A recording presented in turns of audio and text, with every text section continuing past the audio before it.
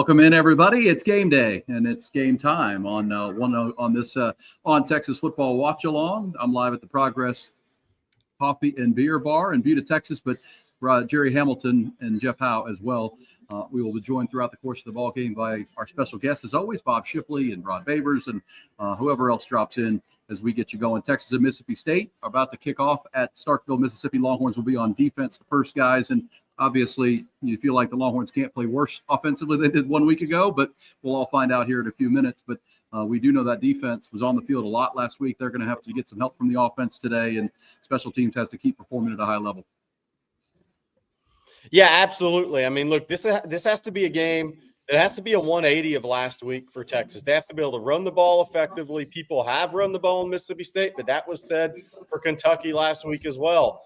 People have had success running against Mississippi State in between the tackles. Will Cedric Baxter, who they just showed there, have an impact today for the Longhorns? It's been a lot of power run game in between the tackles against Mississippi State, a lot of times with an H-back or a sniffer or whatever you want to call it. But there's been success running the football against Mississippi State. The question here is last year, Aaron, kick on the way, Jeff Lebby took the air out of the ball, right? And now they're averaging 5.5 more plays per game this year, but that doesn't mean they're not still a heavy run-based offense, 288 rushes to 192 passes. I expect to see a Mississippi State try to run the football and get as many plays against this Texas defense in the first 3 quarters as possible. Did they say, I don't know if Alyssa Lang said it or if one of the announcers said, Fluff Bothwell out? Is that official? I did not hear that.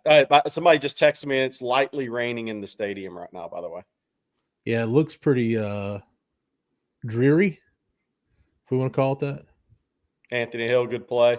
1 yard loss on first down.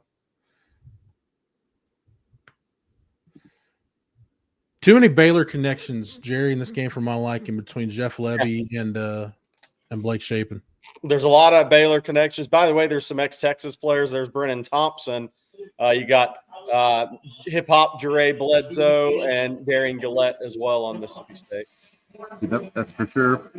All right, so it's going to be third down here, but that was a nice run off the left side. They're going to be third and manageable after being 2nd and 11 after the Anthony Hill tackle for loss here on the first drive here on our Texas Football Watch-Along.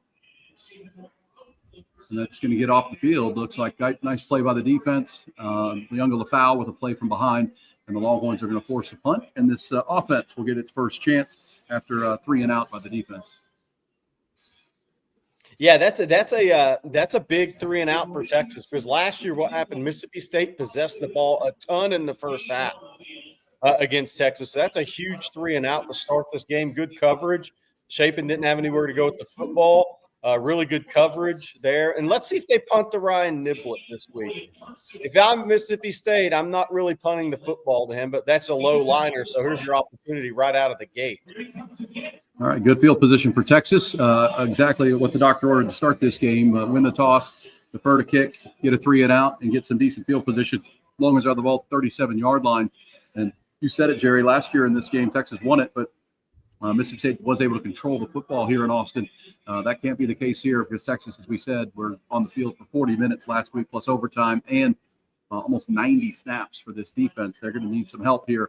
So they only get 3 plays seen on that first drive, and now it's up to Arch Manning Company to possess the ball here. Let's see if Arch has any positive vibes from this game last year against Mississippi State. He needs to see the ball go in the hoop early today. What's interesting about that punt too? It's a middle punt because all Texas, most of their big returns this year, we're about to see something really good. Have been to the sideline. So, yeah, we're about to see something really, really nice right here from Texas. How about that, guys? Huge play, end around for Ryan Wingo coming in motion and just a little swing pass. And there's Ryan Wingo that we saw last year, an explosive play waiting to happen. Got up the field, ran through an arm tackle or a shoulder tackle, and almost scored a touchdown from the 37-yard line, gets tackled at the 3-yard line. Barely a forward pass there, so that goes as a completion for 60. And that's the kind of quick pass, get it out of his hand that Sark talked to you about having. Darian Gillette running Wingo down too. Yeah, he was always a really great athlete. Great athlete. Here comes Arch Manning with his leg. He's going to get there. Touchdown Texas, 2 plays, 3 and out on defense, 2-play touchdown drive, and the Longhorns are up 6-0 and already have performed better than at any moment this week. Yeah. Hey, just bring on coaching rumors and score touchdowns, baby. Let's go. On that little orbit pass to Wingo, that's a nice block by Mosley out there too. Yeah, well, that play to Wingo, which set up this 3-yard touchdown run for Arch, was exactly what Sark's been talking about for weeks. We all have to execute. We need blocking on the perimeter. We need Arch to complete the pass. We need Wingo to be explosive and catch the ball. All that came together on a first play that set up a touchdown. So again, something we didn't see at all last week, a drive of any substance. It only took 2 plays, and it took all of 58 seconds, and the Longhorns are up 7-0. This is the fast start Texas has been hoping to get since the Sam Houston State game. Arch definitely has, and I noticed it when he ran out in warm-ups. He's definitely got a little something going on with his right leg hip. He has got a little limp here. He looked like it coming out the first play of the game. He's been wearing that white leg sleeve, but he's got a little bit of a limp on the right side, guys. I don't know how much this is going to affect him, but it's there. It was there when he kind of trotted out for the first play of the game. 2 plays equals touchdown. Is this happiness? Yeah, this is something Longhorn fans and I think Texas has been trying to get to for a while. We'll see if that's the jump start of a big offensive day. That's the way to get it going and get it done. You mentioned the coaching rumors, Jerry. Obviously, everybody I think has now heard of or seen the Diana Rossini tweet from this morning from theathletic.com. I will say that was a tweet that was obviously set up for clickbait, but that story she wrote was like a long story about all things NFL inside news, and it was a blurb at the end about Sark and open to NFL opportunities. But of course, it made national headlines as a tweet right during College Game Day this morning. That has since been refuted by his agent, Jimmy Sexton, through Tom Pelissero of the NFL Network as well. So dueling reports, and we'll keep an eye on it. Steve Sarkisian flat denied it. I know Bobby Burton at On Texas Football, Jerry, had a quote from a source saying there's absolutely no truth to it. So that's something to watch. But so far, team doesn't seem to be distracted by it. Yeah, and I think Bobby was just saying something there. But we also did a video on this, and I also want to say Diana Rossini isn't somebody that makes stuff up. No, she's great. So I do not believe she made that up. She's not putting anything like that out without no, she doesn't. She's not even a college football reporter. She covers the NFL, and somebody gave her that information. So that's right. That's what she went with. And Steve Sarkisian, I think, through his camp, has denied it. Jimmy Sexton, his agent, he might be part of both reports in my mind, yes. Playing the game here, because people should know that Sark's agent, Jimmy Sexton, represents 14 of the 16 SEC coaches, 7 of the top 10 highest paid coaches in college football. He is the Wizard of Oz. And this time of year when there's 11 job openings, the levers and the buttons are being pushed, and Jimmy Sexton is that guy. He is the most powerful person in all of college athletics or college sports right now, arguably, with his control of these coaches, and Sark being one of them. So that's where that stands. Texas up 7-0.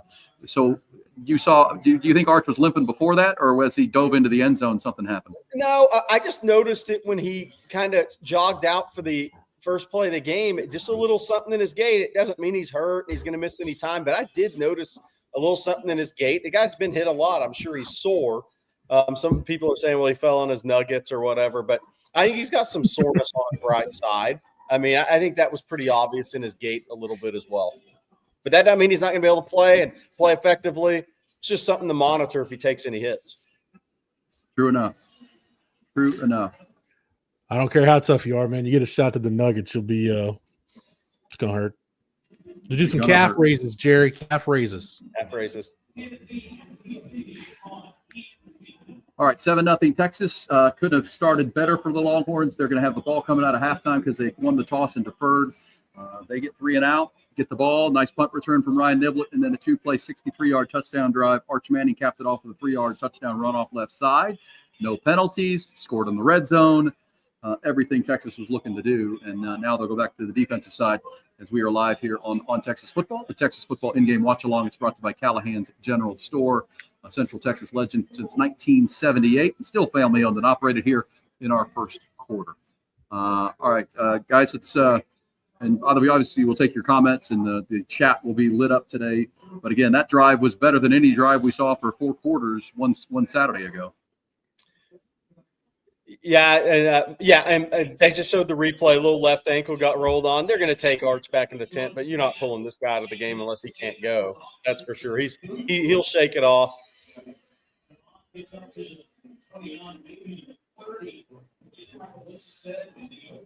Somebody had first contact there and had an opportunity and didn't get hands on Booth. Arch doesn't look like he wants to go in the tent. Nah, that guy will have to be on a stretcher to come out of this game after the start. All right, 2 quick runs, and this is what Mississippi State wants to do. They want to spread it out and grind out drives with a power running game, but if Fluff Bothwell is not going to play, he's their 5'11", 230-pound big back. The combination of backs is really what has worked for Jeff Levy's team this year when they've been effective running the ball. They only have one of those guys in this game. Murad Watson back playing this week and making his presence known already. Well, look, now the Longhorns get the good fortune of a drop pass on something that very well should have been a first down, and they're going to get the ball back again. Wow. This is the bad part of the veer and shoot offense. You're going fast. You've had back-to-back 3-and-out 6 plays, less than 2 minutes time of possession, and you're down 7-0, about to give the ball back. Yeah, and that's just a drop pass right there. I mean, that and remember, Longhorn fans know Michael Taft, the All-American safety, not playing in this game with that thumb surgery, broke his thumb, played with it in the fourth quarter last week, including that goal line stand against Kentucky, but he won't be back for a while. That means Derek Williams in the game. That means, obviously, Jelani McDonald in the back end. Be interested to see how they do the star position with Michael Taft not available. I'll say this too. Really good job by Anthony Hill covering that third down pass. He mentioned that. I asked him about it on Monday because he talked about in the Kentucky post game there were some things that he felt the defense could have done better against Kentucky last week. He said they didn't do a good job, and he said he didn't do a good job covering the dash pass to the tight end. Yeah. So that's good on A. Hill making that adjustment. And Trey Orr, the guy, I think it was Trey Orr that dropped the low pass there. He is a really talented athlete. They're going to target him, I think, against Anthony Hill and Texas linebackers. So it's big. Not saying Ty Anthony Smith, but Anthony Hill and Texas backers are going to have to cover today because Trey Orr is a really good athlete at the tight end position. But you got to catch the football. Yeah, in addition to the punt, now the Longhorn first penalty of the day, a block in the back on the kick return. So they're going to start from their own 5-yard line. And there's Trey Wisner's first carry of the game. Good push by the offensive line. Cleared a hole, and that should be a 4-yard gain. Yeah, we're just going to down block this thing. Got good push up front. I think Texas has a big size advantage on the offensive line versus Mississippi State today, especially on the interior, the Nick Brooks interior side. There it is, Joshy Manning, Esquire. Could you think of someone who's had their perception change so quickly, like Ryan Niblett? No, no is the answer. I mean, I'm sure there's some, but Ryan Niblett, we were getting on him early for not fielding punts and losing field positions. Man, his punt returns absolutely ended the Oklahoma game and saved the day for Texas last week against Kentucky. And now here's the Longhorns on their first third down of the day, 3rd and 2, which is right where you want to be after 2. Trey Wisner runs through the middle. It's Cedric Baxter in the game here on this 3rd and 2. His first play coming up since the hamstring injury. Yeah, Sark said this week he's got stronger as the week went on. He is dealing with that soft tissue injury. They want to make sure he's healthy. He said, don't expect CJ to get 20 carries today, but we want him to be a factor. And there's the first incompletion. Looked like he got tipped at the line. It's going to DeAndre Moore on an RPO. You know, Nick Brooks, there's a learning curve, obviously. The one thing he does, maybe better than anybody on that line, he creates movement. When he gets his hands on somebody, that dude's going backwards. Yep. 2 really good blocks by Nick Brooks. Yeah, looks like that was going to be a completion on the RPO, but aware for the defense to jump up and knock the ball down. That was going to look like a completion on a slant route, if not for that. Good throw by Arch. He stepped into it, got good protection. It was a quick pass, but still got good protection. So the first punt for Jay Bomeister of this game in the first quarter. Longhorns, that special teams, has been great, but on that drive, the not fielding the punt by Ryan Niblett and then a block in the back set them up, 95 yards from their own goal line. And but disappointing not to convert on that 3rd and 2, guys, to at least, you get 2 runs like you want, be 3rd and manageable. Kid makes a play knocking the ball down, but you'd like to have gotten a first down there. Yeah, obviously. for sure. I mean, yeah, for sure, because you've had 2 stops in a row defensively. You'd have loved to mount another drive, even if it was 2 or 3 first downs and punt and flip the field. Texas was unable to do that. And now Mississippi State has their best field position of the game, starting at their own 40. Good punt by Boomeister, but still getting the ball on the 40-yard line. By the way, other score: Alabama 7, South Carolina 3. For those that are not keeping up with some other games. Yeah, if you missed it earlier, Ole Miss finished off Oklahoma. So, man, Ole Miss, huge win for them. Got up early. Oklahoma mounted a comeback in the third quarter, but then all Ole Miss down the stretch, and that's a huge victory for that team. I mean, that made they seal the deal for Lane Kiffin's team to be a 12-team playoff member because, the rest of their schedule is very, very favorable for Ole Miss. They split the Georgia-Norman trips, and now they're a one-loss team, and that might be it for them through the regular season. Because I think they play the Citadel, they play South Carolina, and then they play this Mississippi State team in the Egg Bowl, and that's it. Yep, no doubt about it. I mean, Ole Miss, Missouri have the 2 bet. Now, Missouri has a huge game against Vanderbilt, but Missouri and Ole Miss have the best schedules in the SEC this year. And one of those teams, I feel like, will end up making it to the playoffs because of that schedule. By the way, 22 straight games that Ole Miss has had 350 yards of offense or more. Pretty good streak. Texas is 15 at 21 over those same 21 games. So 22 games in a row now. Lane Kiffin is very consistent with his offense. Doesn't mean you win every game, but there's going to be consistency there, game in, game out.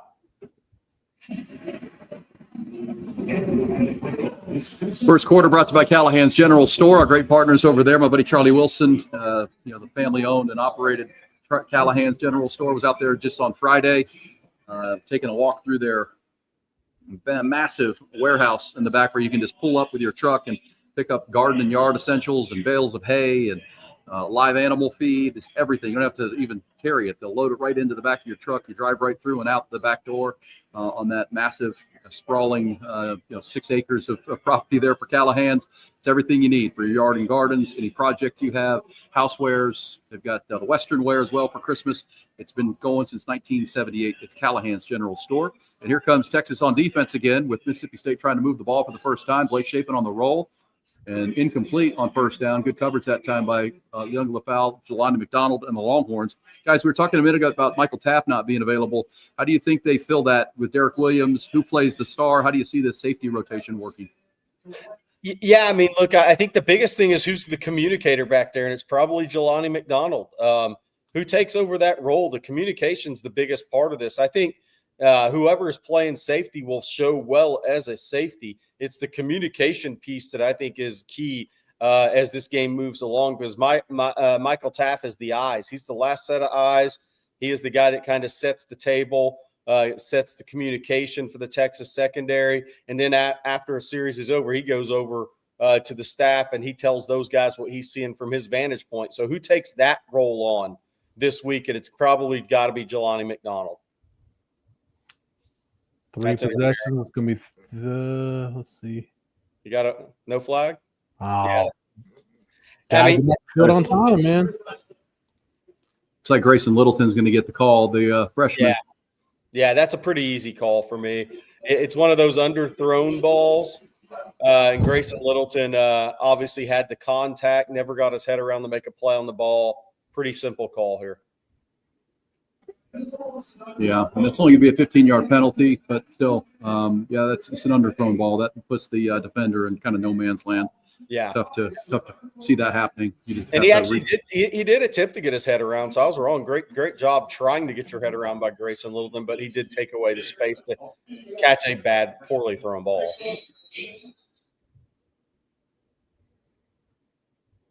Lance Jackson in the game now. Cole Brevard in the game, Murad Watson in the game. Saw Hero Canoe get really good penetration on that first down play. He continues to play well. Lance Jackson continues to see more snaps. I think they're out of jerseys big enough for Cole Brevard, by the way. Pressure by Texas, Shapen on the roll, but does find an open receiver for a first down on 2nd and 9. Nice play that time. I didn't see who got the immediate pressure, but Shapen able to evade it. Yeah, that was Lance Jackson off the edge at the immediate pressure. He's been coming on strong, but nice play by a veteran quarterback there. And again, the tight end Trey Orr I think he's going to be a big part of this game plan today, and he is a very talented athlete. From London, England, picked up the game late. Probably is going to have a chance to play in the NFL on some level.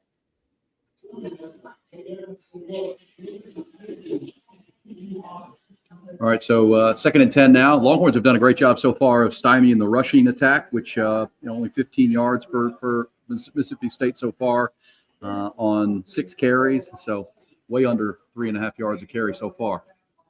Brad Spence in the game here on this 2nd and 10, I believe, for the first time.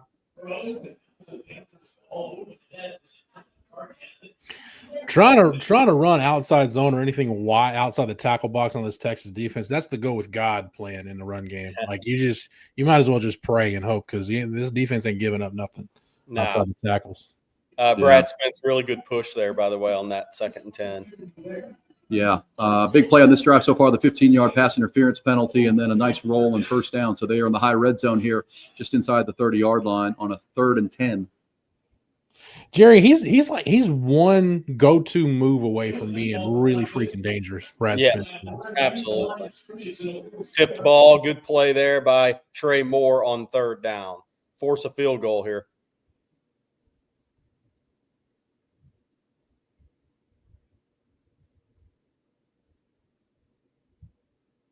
Smart play, Trey Moore. Get the hands up, knocks down the pass. So we're going to be with a 46-yard field goal attempt here coming up. I think we lost Aaron for a second. So 46-yard attempt coming up here for the left-footed kicker from Mississippi State. I believe he's 7-9 on field goals this season, has one at long of 55, blocked by Ethan Burke. Huge block there. Really bad protection by Mississippi State on the left side. Ethan Burke splits those guys, and those long arms are going to block that. Jeff Banks giving the middle finger to all of us who question special teams earlier in the year. Yeah, that was terrible. That was awful. I mean, that is as bad as it gets, man. That's as bad as it gets. That kicker shouldn't feel bad, brother. You had no shot. He's lucky Burke didn't just catch it and take off running. Like Bobby Boucher style? Yes. Ethan Burke's a lacrosse All-American. He's supposed to catch that and run with it. Oh, man, that was horrible. I've never understood foot placement on field goal PAT team. Like, hey, put your leg behind the guy next to you and then don't move at the snap. Like, there's got to be somebody in football has got to think of a better way for field goal PAT protection to work. Stuff for a half-yard gain on 1st down here. All right, yep. All right, so now they're addressing the Steve Sarkisian rumor tweets of today, and there's a ball on the ground on an incomplete pass. That's one that Arch has to just, complete. It was there. They had the screen set up, just threw it low and got to complete that pass. That was bad. I mean, these are the throws you just have to make. These are simple throws. You've been doing this since 3rd grade. Yeah, that's his biggest issue this year. No doubt. And he admitted it, and Sark called them layups. Got to make your layups. And yes. That could have set up a 3rd and short or even been a 1st down. Instead, you got a 3rd and distance now at 3rd and 9. And then there's a pressure and a sack, and the Longhorns are going to punt. But it starts with that missed throw to Ryan Wingo on a nicely designed and set up screen that your quarterback just has to complete. Yeah, and these safeties now if that was Smith, it was Smith. He is a really good blitzing safety for Mississippi State. He has an NFL future. He is a guy who is really, really strong blitzing from that safety position. Yeah, and of course that's what Kentucky did. They're going to blitz and see if the Longhorns can pick it up. Remember, Longhorns still going with the backup center and Connor Robertson, and communication at the line has been a real struggle with Texas right now with a freshman left guard and a backup center and a young quarterback. It's not been good. But that's to me that's on Arch right there, guys. I mean, the first 3rd down was knocked down by a nice aggressive defensive play. That one was just a miss by Sark or by Arch, and who knows if they can extend that drive if he completes that pass. Yeah, no doubt. I mean, that second down throw, I mean, we're just going to keep saying it. Those are the throws you have to be able to make. You have to the layups, whatever you want to call it. That's what we've been calling all year. But those are the throws that if you can't make, you can't play quarterback at a high level, and your offense can't execute at a high level. Bottom line. Yeah, it's just it just bogs you down to not be able to make the little quick ones and the layups, as we say. And here comes Mississippi State on offense again. Longhorns have kept them scoreless so far. Blocked field goal on the last series, but starting to get some rhythm now with Blake Shapen in this offense. And after scoring a touchdown on 2 plays to start the ball game, Longhorns are back to punting. But so far so good with the 7-0 lead. Tight end Trey Orr just flicked the ball out there to the boundary and let him see if he can break a tackle and get something positive. Again, he's going to be a big part of this game plan today.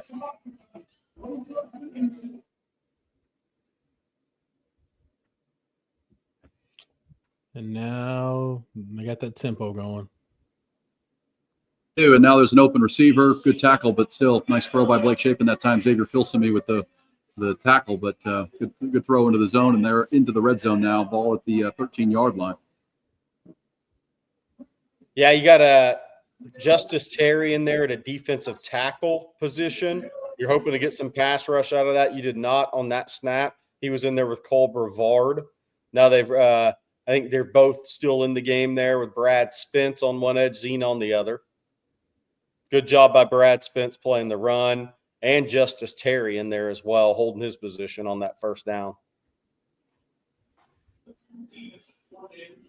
All right, Longhorns need to play some red zone defense here. Pete Kwiatkowski's team, the reason Texas won last week, along with that special teams, but now his defense being tested. Their 4th drive they faced have gotten off the field on the first 3, but now the deepest penetration so far for the Bulldogs. But this has been a very good red zone defense, and if you can't run the ball, it's tough in the red zone. Ask Texas, right? If you have a hard time getting a push, and right now Texas is winning the line of scrimmage on defense. Really good get off on that play. I believe that was Hero Canoe, then Trey Moore blasting through the gap there. So really good job. I'm pretty sure that was Hero Canoe with that quick off the ball first penetration. Yeah, he's been playing some good football too. This whole D-line and really front 7's been playing outstanding. And let's see what they can do on not good on the 13-yard line.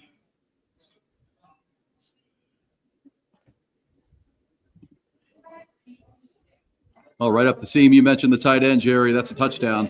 As a quick pass, and Mississippi State's going to tie this game if they can execute an extra point and a 13-yard touchdown pass. Yeah, and that's actually tight end number 2. Just a little quick hitter. How many years did you see Art Browse run that play at Baylor? Oh my gosh! Because you never throw it to the tight end in this offense, and when you do, it's wide stinking open. Wide stinking open. Yep. Yep. Longhorns got off to that great start, but haven't moved the ball since. And now Mississippi State has found some rhythm offensively. They had a field goal blocked, and now they execute the extra point here. But they have been in control of this first quarter since the Longhorns went 60 yards on 2 plays, but now they have 83 total yards to the Longhorns 62 because the Longhorns have not moved the ball since the touchdown drive. No, you gotta get at least a first down right here. Like you have something positive. And getting back to what Jerry was saying a minute ago, like you can dial up quote unquote easy throws for Arch. Man, if your quarterback's not putting the ball where it's supposed to be on those easy throws, then there's only CJ put it best. Like when we're doing our grade show after the Kentucky game, you can scheme up easy throws, but in this league, man, you can't hold the quarterback's hand. No, like at some point, he's got to make the throw. Yeah, I mean, look, on any level, take it to the high school level. I don't even care. Take it to the middle school level. If you can't hit the easy throws, your offense will always be limited. That's going to put you in 2nd and longs, 3rd and longs. It's going to put you where you don't want to be.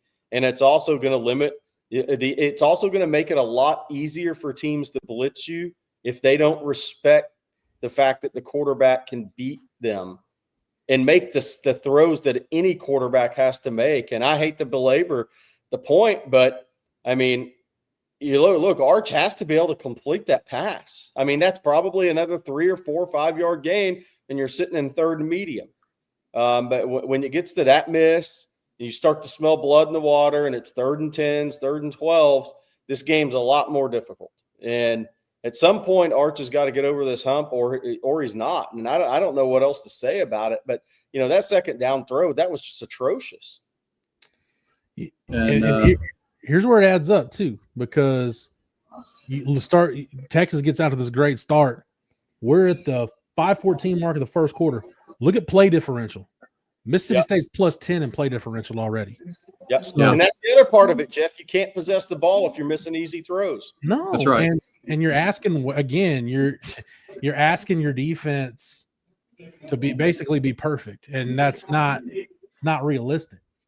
Yeah, feels like this is as important a play calling series as Sarks might have. They got to get at least some first downs and control this ball and swing the momentum back as the cowbells are starting to ring. I know it's early for that, but still, as we said coming in, the defense faced 90 plays a week ago and was on the field for 40 minutes. Now, Jeff, you just gave the play differential here early, and Blake Shapen's starting to get in a rhythm. You can't go 3 and out here. Sark's got to run the ball and try to possess this football. But you're right. I mean, you do all you can. If you can't make a layup with your quarterback, that's going to make it tough here for the Longhorns. But big drive coming here with 5:14 to go in the first quarter on our On Texas Football in-game watch-along, brought to you by Callahan's General Store here in the first quarter. I am live at the Progress Coffee and Beer Bar in Buda, Texas, my new home for this watch party. It's fun, right there east of I-35. Come on over. They're having a big time out on the patio. Beautiful spot here. A lot of cold drinks and fun, and 15 televisions to watch the Longhorns. And I'm watching Vanderbilt and Missouri right now, keeping up with the other games in college football while we're here. So having some fun. Let's see what the Longhorns come out with. I wondered during the week and on our pregame show today, guys, if maybe with Cedric Baxter back, we'll see some pony packages Rod Babers loves so much, the 2 backs, and use Cedric Baxter and Trey Wisner together. That'd be something, especially with the pass protection. You could still use Wisner, in the flats and as a receiver. I don't know. I'd like whatever you got. You probably got to bring it right now. Look, Trey Wisner's had 2 carries in this game. Each of them have gone for 4 yards. That's a good play for this offense. Yes. I want more of that. That's what we're talking about with the philosophical change. Like a 4-yard run by Wisner is a good play. I'm going to read this super chat because it made me laugh. Bobby's Mayo Spreader. Barge can't make an 8-yard screen pass without hitting the dirt. I guess Sarah is going to live and die by him. Barge can't make an 8-yard screen pass without hitting the dirt. I guess Sarah's going to live and die by him. Thank you, Bobby's Mayo Spreader. That made me laugh when I need one.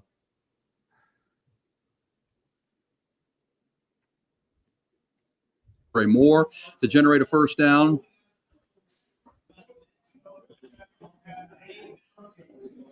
Gosh, they needed that first down like so bad. Felt like it, didn't it? Oh my gosh. See what they come back with now. There's going to be a quick jump. That's going to be 5-yard penalty on DeAndre Moore. He got out of his block a little early that time. So now setting you back 1st and 15 after making the nice run, he gets 5 yards or gives 5 yards back. Wide receivers getting called for false start. You should still have to run a mile for that. That should be one of those old school punishments. That's easy for a former offensive lineman to say. You're the furthest away from the ball. Just watch the ball. Former offensive lineman saying that. Yeah, it is. That's true. But it's fact. True. But Jeff, it's true. Yeah. Can you tell I've still got PTSD 20 years later from Saturday morning film? 100%. Here we go. Pressure on Arch again. He gets rid of it. Completes the pass to Trey Wisner in the flat, but they're all over that. That's a play we saw quite a lot against Oklahoma. This time, good scouting by Mississippi State. They anticipated once they get pressure, they're going to go to Wisner. And not a lot in the playbook for 2nd and 18. Yeah, and not a lot in the playbook for not blocking anybody up front. They're just, the communication and the footwork, they just cannot get in front of, rushing blitzers. And now an offensive lineman down, and that's not good. That was a cluster, you know what? It was, yep. Back to the, 2 steps forward. Is DJ Campbell down? That's Rapid Calm wants to know, Jerry, are the rumors true about a 5-star quarterback visiting Vandy? What a time to be alive. Yes, Jack Curtis, the Georgia commitment, who is from the area, or he's from Tennessee, visiting Vandy. That is a true story. If he were to flip, then Georgia would come after Diabell. That's but I'm true. not saying Diabell would flip, but that's who they'd go after.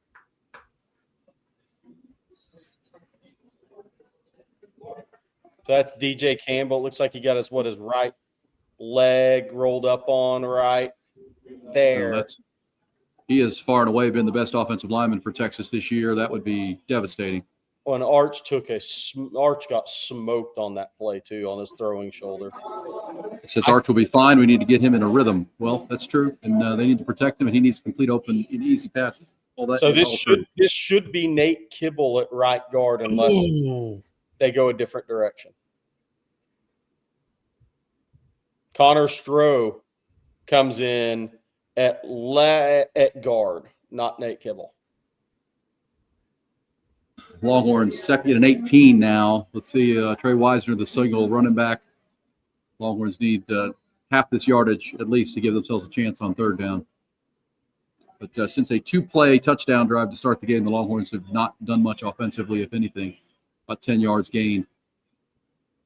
Screen pass is going to be blown up as Connor Stroh didn't get a block, and that's going to be in third and long, and Longhorns probably run the ball on punt here.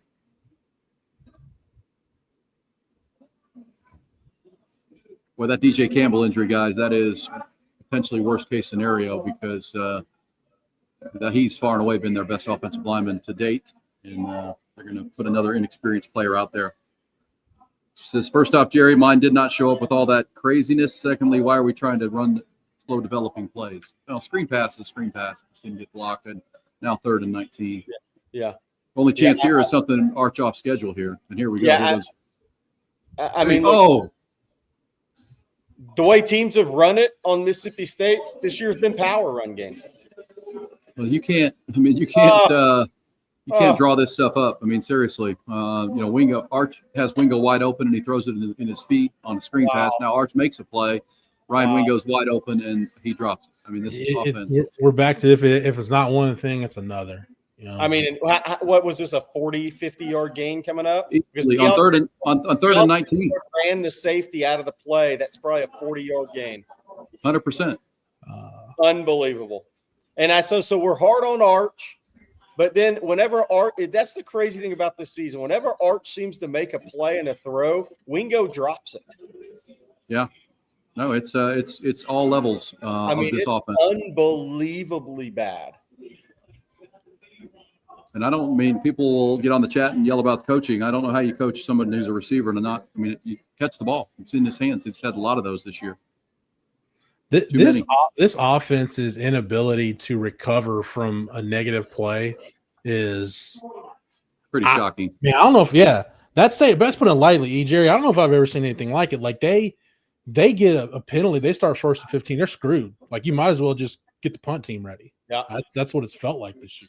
Well, and on that one, particularly stinging to have Arch step up, get some protection, and make a play, and one of your supposed best players drops the ball. I mean, that's what are the odds of competing converting a third and 19? They just very low and dropped. Well, as you said, it would have not only been a first down, it might have been a play that gets you into field goal range, and exactly what the offense needed to regain momentum of the game. And it gets dropped, and here we are back on defense. Longhorns facing a fourth. I don't know. Down here. Living rent free. If it ain't one light bulb, it's the other. Good job. That was Sark Griswold Monday press conference. Oh, great play that time. Jelani McDonald from the safety position. It's going to be 4th and 1 and decision time for Jeff Levy here. Oh, hell of a play by Jelani. 4th and inches. You got to at least try to draw Texas off here. Texas is going to get the ball, guys. There's another goal line or 4th down stand by this Texas defense. Delaying a foul. I don't know why coaches keep trying it. I mean, wow. Dude, that was great penetration by Jelani McDonald once again. Colin Simmons turned his guy right into the back, and LaFau cleaned it up. Three guys made really strong play right there. I don't know if it's hubris or idiocy, but like nobody has, other than Ohio State, and they had like 5 cracks at it in the opener. Nobody else has been able to move the ball on Texas in short yardage offense like that. Right. Just running right at it. I mean, here's the thing that's unbelievable if you're playing Texas. The Texas offense is so bad. Why do you feel like you need to go for it on your end of the field? No, I don't know. I mean, that's what it makes no sense. These guys make no sense. Yeah, as it got to 4th and 1, I was like, there's no way Jeff Levy's going for this. And here comes C.J. Baxter off the right side, right behind Connor Stroh that time. And Brandon Baker, that's a 9-yard run on first down. They're going to give him a first down, I think. I mean, especially for Mississippi State, like they've been able to punt the ball. They've been able to win field position. Their defense is playing well. And, I'm glad Jeff Levy did it. I'm not mad that he did it. We live in a world of riverboat gamblers because these guys make so much money they don't care. It's a great point. Great point, Jerry. We live in a world of riverboat gambler coaches because they make so much money if you get fired. Oh, well. Yeah, and a lot of these coaches, it feels like watching my kids do it, grow up in the video game era where you just go for it on 4th downs for whatever reason. Because in a video game, if you don't get it and you're losing, you can start over. You know what I mean? I mean, just reset. I'm one of the people that says that, the analytics are valuable in some regard, but these games still have to be coached on instinct and feel. 100%. And if you're just reliant on analytics, I think that is a bad way to coach. You cannot make decisions in game because the way a game's flowing, the way an opponent's playing, just the way, just where you're at in the game. I know they have analytics for everything now, but man, you can't take away instincts and feel from as a coach.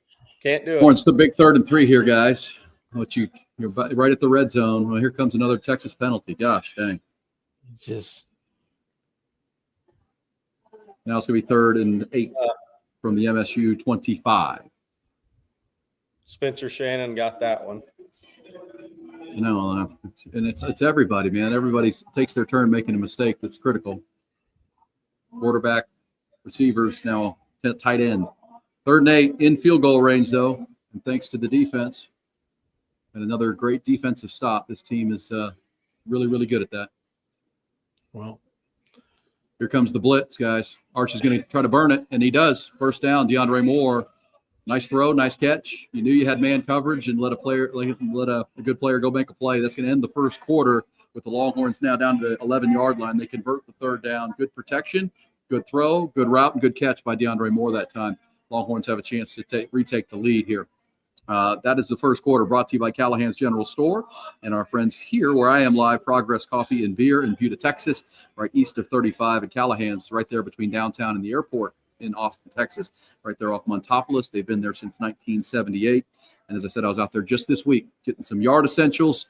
I got a tour of their big, massive facility. You get into Callahan's, you won't imagine how big it is and how all their warehouse where they house all their hay bales and fertilizers and live animals. It's just goes on and on and on. They're just great people, though. Locally owned, family operated since 1978, and still going strong. Go see Callahan's for all of your needs. And as I said, it's Western wear in there now. They got a whole new fleet of stuff in. So hot Christmas around the corner. You need some new shirts and hats and blue jeans and cowboy hats, belt buckles. They have it all. They have pretty much everything at Callahan's General Store, plus the best and nicest people that you will deal with, family owned and operated. Callahan's General Store. Go ahead, Charlie. That read was perfect for Bob Shipley coming on, man. Hey, everything Bob needs. The Callahan's guy, man. Bob's a Callahan's kind of guy. I am a Callahan kind of guy. I've been there myself, as a matter of fact. Great. Well, that's great place. Hey, Coach, how you doing? First quarter, some ups, some downs, a lot of frustration, but a chance to take the lead with a touchdown here to start the second quarter. Yeah, defense bent a little bit, but overall, I think they're playing, pretty well. Offense is inconsistent, but still showing signs of hope. Yeah, great to have more explosive, and again, more chances for big plays, Coach. That the mistakes, the drop passes, a missed throw here and there, but they have been more explosive, obviously, for one quarter of this game than they were at any point last week. Yeah, that's right. And Arch seems like he's on. He's not, but it was like you were just saying a few minutes ago. It's like it's one of the. Okay, whose turn now is it to mess up a drive with a penalty or a drop pass or whatever? But it's not on Arch. I think so far he's playing a pretty good game. Yeah. Here's one thing, Coach, and I don't know if this is just a young quarterback deal, but eventually his baseline will even out to where now it's like, hey, can you hang in the pocket and take a shot under the chin on 3rd and 8 and deliver a ball down the field? Yeah, they'll do that. Okay, now how about deliver the screen pass where it needs to be and that doesn't get done, or like the 3rd down ball to Wingo where he puts it where it needs to be and Wingo just drops it. Like we need get to the making the big splash plays are great, love that, but got to have more of the little stuff that helps you build consistency. Yeah, and that's what championship teams do. They do the little things well all the time. And these illegal procedures and things like that's just undisciplined. It's frustrating. It puts us behind the chains. And in spite of all that, we get a good call, a good pass, and it's just dropped in the wide open. That was a big one, too, because that could have gone for big numbers, big yardage, in addition to converting a 3rd and 19. But Arch, just right there, Coach, before you came on, converted on 3rd and 8 after a penalty. They brought the blitz. The line picked it up, and that's something to build on in here to the second quarter because all the things they haven't been good at, they were on that play. You got a good throw from Arch, who had a chance to step up in the pocket. DeAndre Moore makes the catch, and let's see if they can build on that and get themselves into the end zone here. And here we go, going the other way now for Texas. And C.J. Baxter's had some good runs, that time early penetration, and we'll just barely get back to the line of scrimmage. It'll be 2nd and 10. Longhorns can achieve a first down here before they score, but they just as soon stick it in the end zone. Longhorns now over 100 yards of total offense, 101.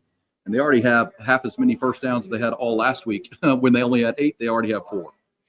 Making progress. Yes. Well, we said all week, this week, you cannot play worse offensively this week. I don't think that's possible, but and so far they are. Still not perfect. And here's Arch coming left side. He's going to be about 5 yards short. It'll be 3rd, 5.5 here from the 7-yard line. Darian Gallette's playing really well for Mississippi State so far.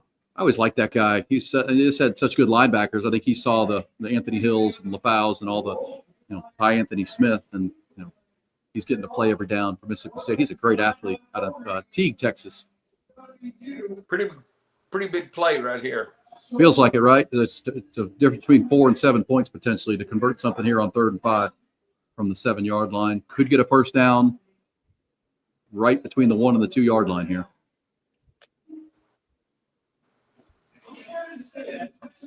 Incomplete. Ryan Wingo, they wanted a penalty, not going to get it. And pressure picked up, as you heard from the TV side of it. But that's going to force a field goal on 3rd and 7. It could have been defensive holding, but bad ball placement by Arch. I don't know if there was miscommunication. If it looked like Arch thought he was supposed to go to the back corner of the end zone. Yeah, that looked like holding to me. I mean, I've seen enough of that calls like that called all the time right there. But the pass was so bad. Yeah, it was. And really, the pass placement doesn't matter on holding. Correct. Mercy.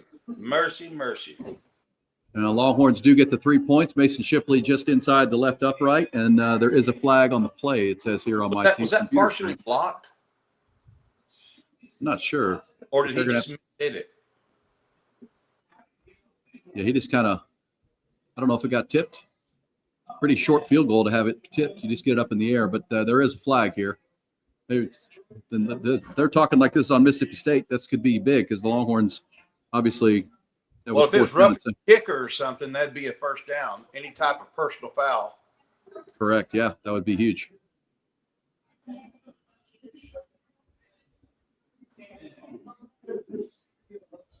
That'll be an automatic first down. Yeah, that's big. That's charity. Illegal defensive chop block that time on the defensive line. So a defensive lineman cannot go low on a player who's engaged on the other team, offense or defense. And apparently that's the call here. That's the football guys making that defensive holding right. And that ball was tipped, Coach. That ball got somebody got through, but I think it was because of the penalty that they called that there was so much pressure. Yeah, that's true. Yeah. Big break for the Longhorns here. Yeah, 7. It could be a 4-point break. It would have been an easy 3 points, but obviously now we could turn it into 7. Yeah, they'll move it up half the distance to the 3-yard line and have 4 cracks at it to get a touchdown on the board and break the 7-7 tie. And there's Cedric Baxter getting half of it. And the pile is getting pushed, and he might be in the end zone. It's going to be close here. Real close. Oh, they call it short.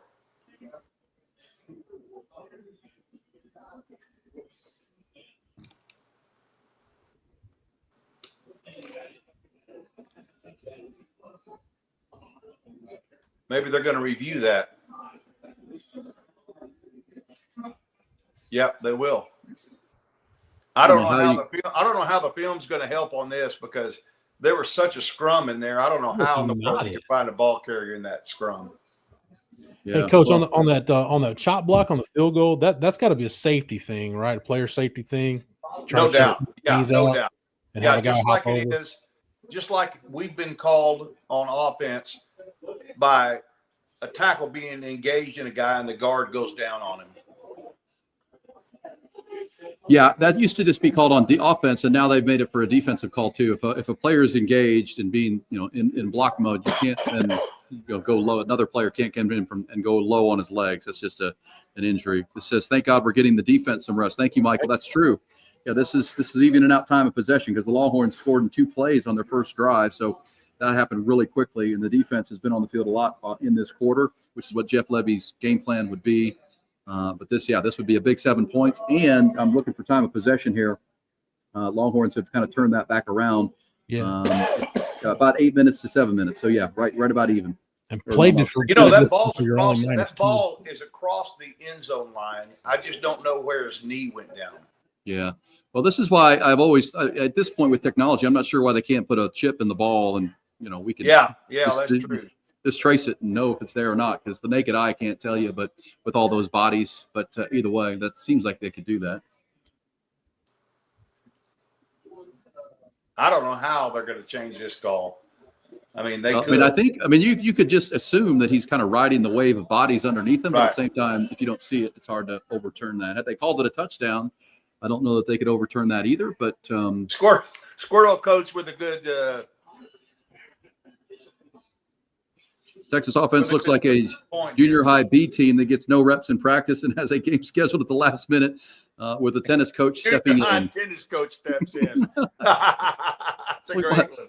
Why has the tennis coach got to catch strays? I don't understand that. Just come on, man. Tennis coach. Awesome. Sub the tennis coach in there. I mean, the swim coach. Yeah, that's fine too. Yeah, it's gonna stand. Yeah, it's gonna be second in quarterback sneak territory. Will Texas go with that? Remember, this Mississippi State team does have a former Longhorn there. Jere Bledsoe is on that D line, and Darian Gillette, who we talked about. And those were a couple guys that, as we said, just a real deep Texas roster. They felt like there was more playing time at Mississippi State immediately, and we're seeing that.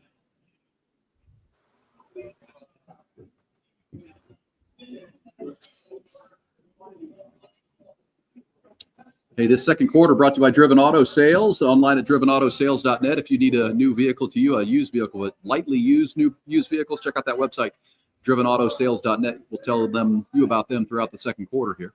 Texas trying to take a 7-point lead, and CJ Baxter will get stuffed at the goal and then go backwards. We'll see where they mark the as long as we don't have a double reverse pass.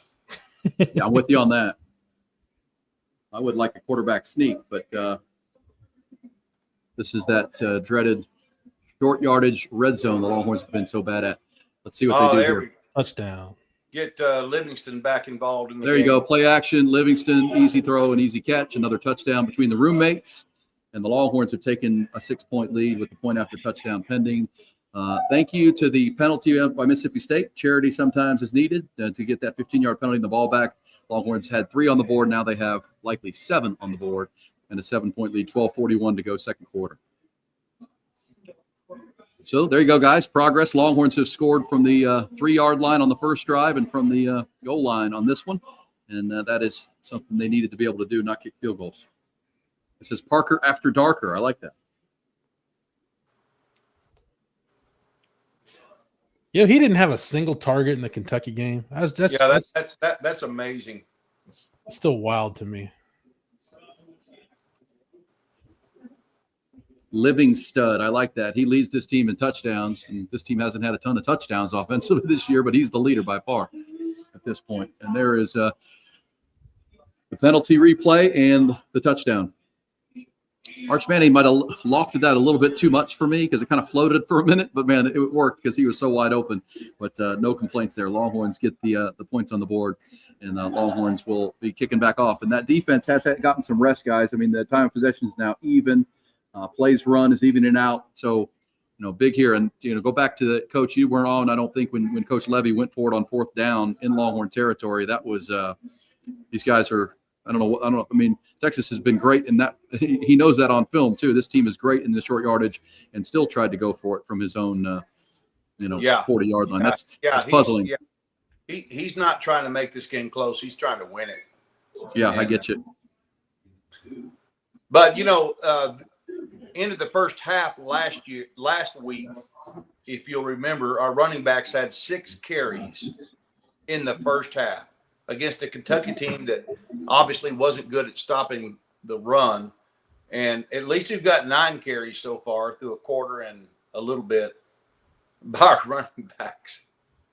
And you got 9 carries by running backs, 6 for Baxter, 3 for Wisner, also Arch with 3 designed runs. So yeah, that's much better. Obviously, it's more runs than passes because Arch has only dropped back to throw 10 times. He's completed 6 of them for 83 yards and a touchdown. Texas now up over 100 yards of total offense, 83 passing, 25 rushing, and obviously 60 of those passing yards came on the opening play of the game. A little swing out to Ryan Wingo that broke loose. So Longhorns, good first quarter in 3 minutes. They're up 14-7. Now their defense has to go back and reestablish the dominance that they've had for most of the game. But 1 touchdown drive for Mississippi State came on a short field and on a touchdown pass to their tight end. And Longhorns have 2 touchdowns on the board here, which is progress. This second quarter brought to you by Driven Auto Sales. But telling you all season, go check out that website. If you're in the market for a new vehicle, which actually we might be here shortly, make sure you check it out, drivenoutosales.net. They're right here in Buda, Texas, where I'm doing the broadcast from. But they deliver cars and trucks, used cars and trucks to people all over Central Texas, all over Texas, and all over the country. And when you go to that website, you're going to see just a phenomenal collection of vehicles that are for sale, lightly used vehicles in most cases, your dream car, just car you need, energy efficient vehicles. But, the price you see on the screen at the website is going to be the price you're going to pay. No add-ons, no extras, just that price. And it comes with that friendly service from Driven Automotive and Driven Auto Sales. Jeremy Jones and his team, more than friendly, more than fair. Every vehicle you buy comes with a lifetime powertrain warranty, courtesy of Driven Auto Sales. They get it all, make sure everything's running great, and get it to you at drivenoutosales.net. That catch that Sam West made, the tight end for the touchdown for Mississippi State, it's only the 2nd reception of the season. You know how that veer shoot offense works, Coach. They don't. You only throw to the tight end certain times. It's like, oh my gosh, how's the tight end that open? Well, you never throw to him, so nobody needs to cover him. And by the way, Coach, I'm thinking about. I want to see if you'll be a part of my cabinet. I'm thinking about running for political office, and my main thing on my platform is going to be. I think it should be a law that sack yardage does not count against your negative rushing. I'm on the committee. Put me on your staff. I'm my Secretary of State. I like that category.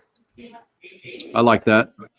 I also can I lobby for you to when the knee is down, you're not down until touch. Can we get to that rule in college football too? Like the NFL does. Too many times see that. Okay, I'm pushing for that. Common sense stuff. Oh, there you go. There's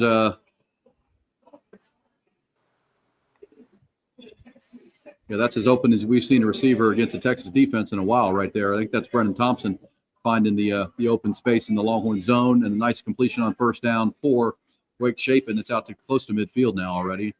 There's going to Blake Shapen with his legs holding that back, and Longhorns over pursued it. That's going to be a back-to-back first downs to start this drive, and they're almost into field goal range after 2 plays, the Bulldogs.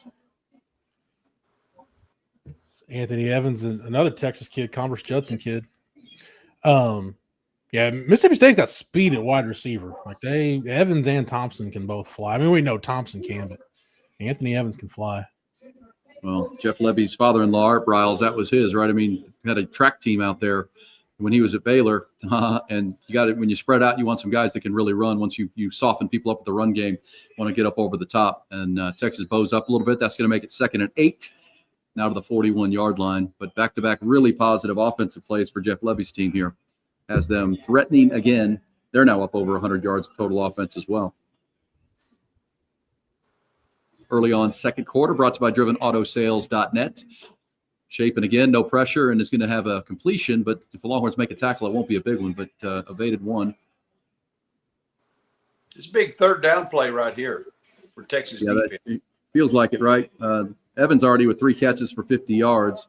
Longhorns have to get a hold of him. They're putting him all over the field and using him, weaponizing they're one of their best players. Third down run is going to run through some tackles and get a first down. So it'll be a fresh set for Mississippi State. Longhorns need to bow up now and force a field goal because they are clearly in field goal range. But Longhorns have already blocked a field goal attempt. Pretty hideous protection on that field goal attempt by Mississippi State earlier in this game. Longhorns not getting much pressure right now. Yeah. And another open receiver.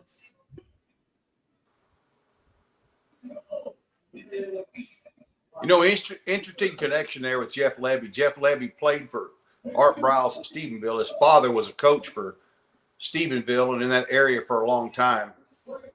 And he winds up, of course, marrying Art Briles' daughter. And, of course, his brother-in-law is the offensive coordinator at TCU, I believe. Is that right, Kendall Briles? That's right. Yeah, of course, Levy played at Oklahoma after playing at Stephenville from West Texas. Andrews, I think, originally, and then just kind of where his dad's went. Yeah, West Texas kid. But, yeah, obviously deep Art Briles ties in the family now, but also very similar type of offense that he runs. And, Pete Kwiatkowski, the Longhorns have shut Oklahoma out, 3 of the last 4 years in the Red River game. But the one that they lost, Jeff Levy was the play caller the year with Dylan Gabriel. So he knows how to attack this Texas defense. So far doing a nice job. They're 7 on the board and threatening again here. And they're going to stick to that run. You know that for sure. They won't give up on it. And that might be a touchdown. It's going to be close. This is as leaky a Texas defense as we've seen in a while, guys. You wonder if they're starting to get a little weary from last week and now into this game. They haven't put much pressure, and they're getting pushed right now. And there's a great play by Colin Simmons. Actually, no, camera work. Was a good play by Colin, but Blake Shapen kept the ball, and it's going to be another short yardage, 4th and 1 here. What do you do if you're Jeff Levy? Do you kick it? I think Texas hopes he doesn't. I think he hopes he doesn't. I think Jeff Levy learned his lesson here. I don't know. It's like you were saying, it's a riverboat gambling coaches, and he is going to bring in another quarterback for this. Yeah, they are going to go for it. And, new quarterback at the helm. Obviously, legs involved here. You have to assume with, taking Shapen out. Someone who can. Goodness. Oh, there it is. That's the it looks like it was tipped, but still caught. And that's an equalizer right there. Touchdown drive. Didn't take long, and Mississippi State's even this game. They bring in the quarterback you think is going to run it. They fake designed run and do a little Tim Tebow, fake it and drop back and almost a jump pass for a touchdown. And Jelani McDonald got his hand on that ball, and it still ricocheted right to the receiver. Almost made it a better throw. Really did. Well, we've got ourselves a bit of a shootout here, and I don't know that we anticipated that, but that's what happens. Life on the road in the SEC. Longhorns offense has to come back and respond now. Well, you had to expect that. I mean, Mississippi State has been so close in all their games they've lost. They're a good football team. They just need a break or two. And unfortunately, we're giving them some breaks. Equal, both sides going. What'd y'all think of, Jeff? What'd you make of the defense there? Felt like a defense that we didn't see that defense at all really last week against Kentucky, and certainly so far in this game. But that seemed like it came pretty easy. No, I'm trying to look at Mississippi State's explosives. I mean, you had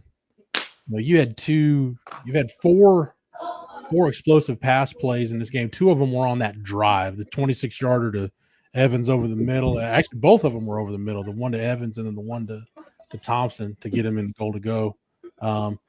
What's troubling me a little bit is, the 2 big runs that Mississippi State had, especially that Shapen keeper. You got it. When you're playing it again, the misconception about the Variant shoot is that they just throw it all over the place. No, they want to play with the physical edge. They want to run it between the tackles. And then when you start to adjust, now they're stressing you with the vertical passing game. So to me, it goes back to tightening up on the run first. Yeah, no doubt. No doubt. Agreed. Yeah, well, there were, wide open receivers over the middle, not a lot of pressure. Those crossing routes were pretty much uncovered. No pressure on the quarterback, and then the run game was able to be effective. And that was exactly how Jeff Levy would want it. But Texas defense typically provides a lot more resistance than that. So we'll see what adjustments they can make. It says not complimentary football. Thank you, big buddy pal, big chief guy. Yeah, not offense finally bringing you something. Now the defense, but that's football, coach. That's sometimes. Yeah, you gotta give some tip your cap to the offense. We've got to have a long, sustained drive here. We've got to give our defense a chance to catch their breath, to make adjustments on the sidelines, to tighten up our coverage a little bit. And this is a very important drive for us. I think the next two possessions for us will go a long way in telling. To me, the outcome of the game, whether Texas is going to allow Mississippi State to stay in the game, or they're going to start sustaining drives and taking it down the field and scoring, giving the defense a chance to catch your breath, like I said, make some adjustments, and shut down this Mississippi State offense. The other thing, too, there on that drive, Coach, with this offense, that tempo will get you, especially if they're not subbing. If they got their personnel, you can get caught with an E. I think that goes back to why you probably didn't see as much pass rush, or the pass rush wasn't as fierce as we've seen it. If you get caught where you can't sub against tempo, all of a sudden you've got tired 300-plus pounders, and it's hard to just keep coming after the quarterback like that. Yeah, which is why I don't understand why we're not doing more of that this season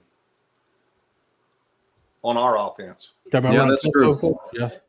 Well, and give Mississippi State some credit. Texas stoned their offense on the first 2-3 drives and blocked the field goal, but last couple, much better rhythm, much better idea. So now Pete Kwiatkowski's got to respond with his chess play and make an adjustment or two, and we'll see. But you're right, Coach and Jeff. The Arch and this offense have to control the football here, and at least use some time, keep their defense fresh, or allow their defense to get a breather, because this next 9 minutes before halftime is going to be critical.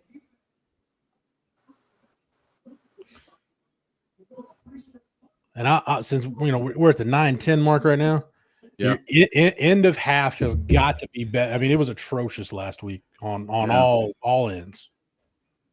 All right, completion on first down, but not for much. 2-yard gain. See if Arch can build on that drive previous. That was a big third down that they converted and got into the end zone. Got us in a blitz. Yep, that's going to set up 3rd and long here from 25-yard line. Ryan Niblett. I would say it's whenever Ryan Niblett's in the game, they give him the ball. That's getting pretty obvious. If he comes in, it's easy to zero in on 21, because if he doesn't come in and not get the ball, it seems to me.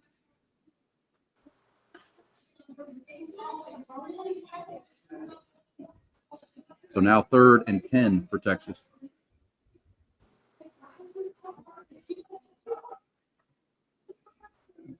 Yeah.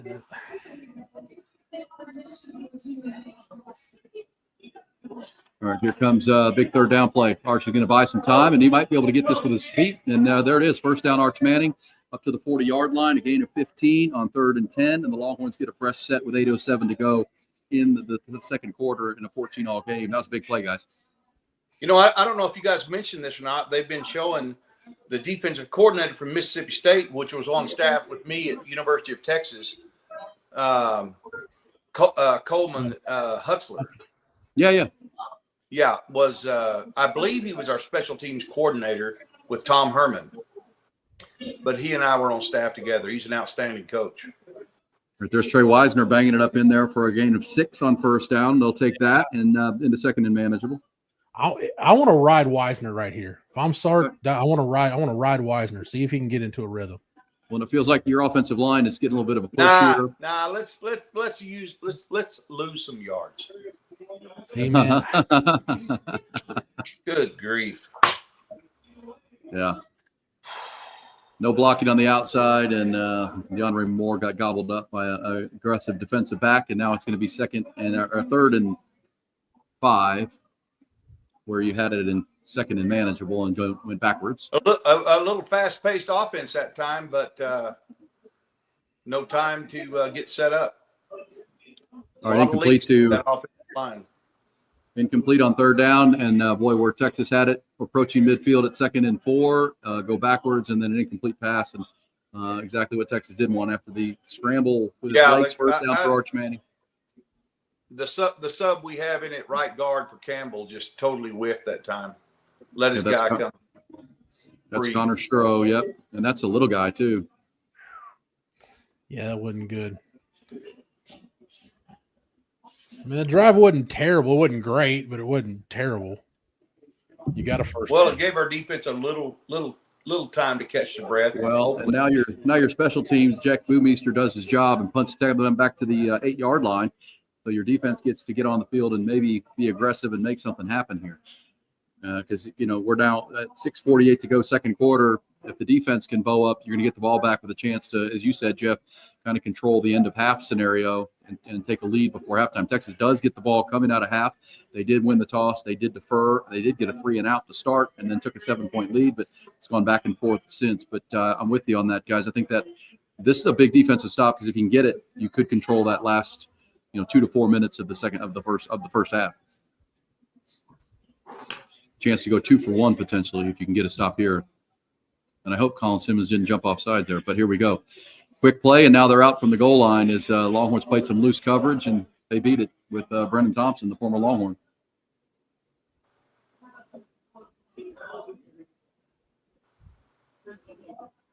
Look, I don't like to speak ill of guys that are giving an effort on the field, but if I'm Kyle Flood, I may be getting Nate Kilble ready to go to start the second half at right guard.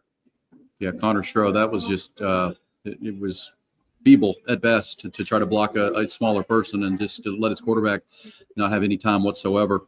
All right, so 2 easy plays. This is coming too easy right now for Blake Shapen in this offense. I mean, they're really chewing up Texas right now, approaching 200 total yards here, and got to slow this thing down at some point because it started looking good early in the game, but last few drives have been all Mississippi State. There's some pressure. Hustle 3, thanks for the super text. Exactly what's different with the offense, asking for a friend. Not a lot so far that I've seen. Yeah, well, it's been more explosive, and they've created some offensive plays, but yes, in and around the explosives, they've been as clunky as ever. The interesting note that they had up on the broadcast was both teams have been in the red zone 4 times and scored all 4 times, touchdowns. Yep. Well, here we go. Texas with a big third down here. They do get a chance to get off the field and get the ball back if they can get a stop of Blake Shapen in this offense. And it's going to be almost an interception. Longhorns are going to get the ball back with 6:12 to go, right around 6 minutes of the second quarter. The second quarter of our On Texas Football Watch Along brought to you by Driven Auto Sales. Online at drivenoutosales.net. Check it out. If you're in the market for a vehicle, they are the best.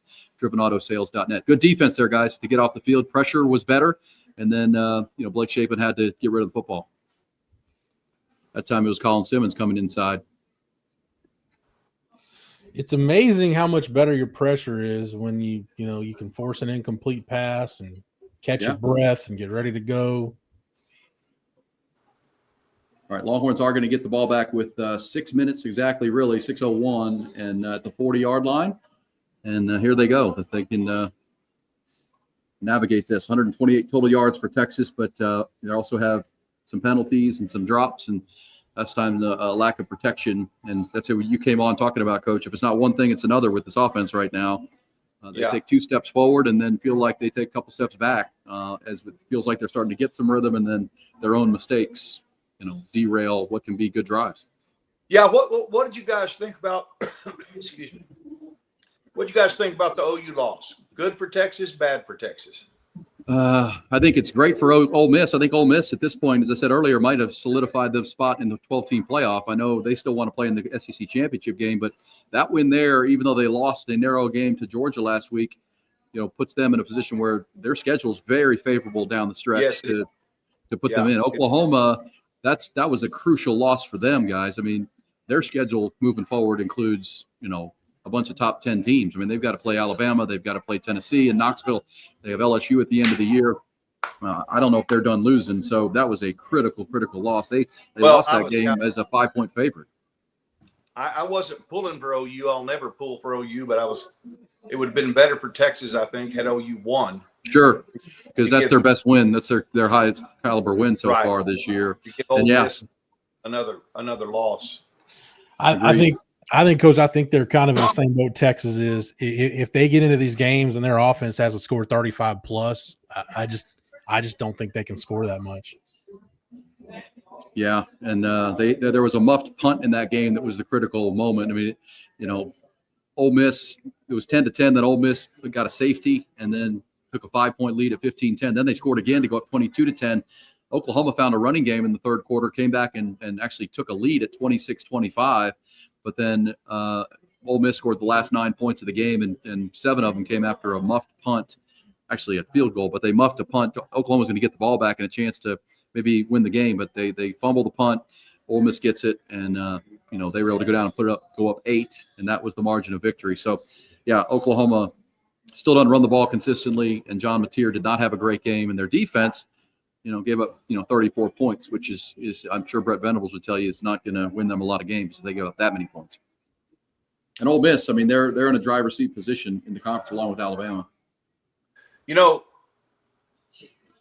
take away the 60-yard pass to Ringo, and we've got 24 passing yards. Yeah, that is accurate. We've got to be better. Arch Manning does have a touchdown run and a touchdown throw in the game, but yes, a good chunk of their total yardage came on the first play of the game with Ryan Wingo on basically a long handoff, a swing route out to the flat. He got loose and used his big play ability, but Ryan Wingo also dropped a pass that very well could have been another explosive play on a third down play in the earlier in this game. But big drive here for Texas offensively in a 14-14 game. Play action on first down and a interception on first down. My goodness. Longhorns are going to get the ball right back, and that was a high throw, it looked like to me. Now Longhorns got to get the man on the ground, but got back to the line of scrimmage with the return, and huge momentum play for Mississippi State. Bad mistake for Texas. Wow. What were you saying a minute ago, Jeff, about just riding Trey Wisner, see if you get the running game going? I mean, it makes sense to me. Yeah, Parker Livingstone went up high, got undercut, and looked like he could have caught it, but obviously when he gets undercut, we've seen that before in the Florida game, and ball just got tipped up in the air and intercepted. But he threw into double coverage. I mean, there's two guys there trying to throw to Parker Livingston. But bad interception. Now the second half, the end of half can be controlled by Mississippi State now from their own 40-yard or from the Texas 40-yard line. And since you said let's ride Trey Wisner, Jeff, I don't think they hadn't touched the damn ball. They haven't run the ball. They hadn't touched the damn ball. Yep, you're right about that. Frustrating. And here comes Mississippi State now. Defense right back on the field, and after a one-play interception drive, here comes Mississippi State. Texas defense barely got a chance to get a drink of water and run right back on the field here.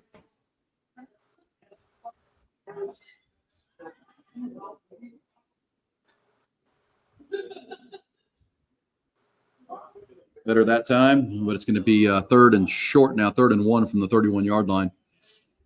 Trey Moore that time with a nice play on the edge.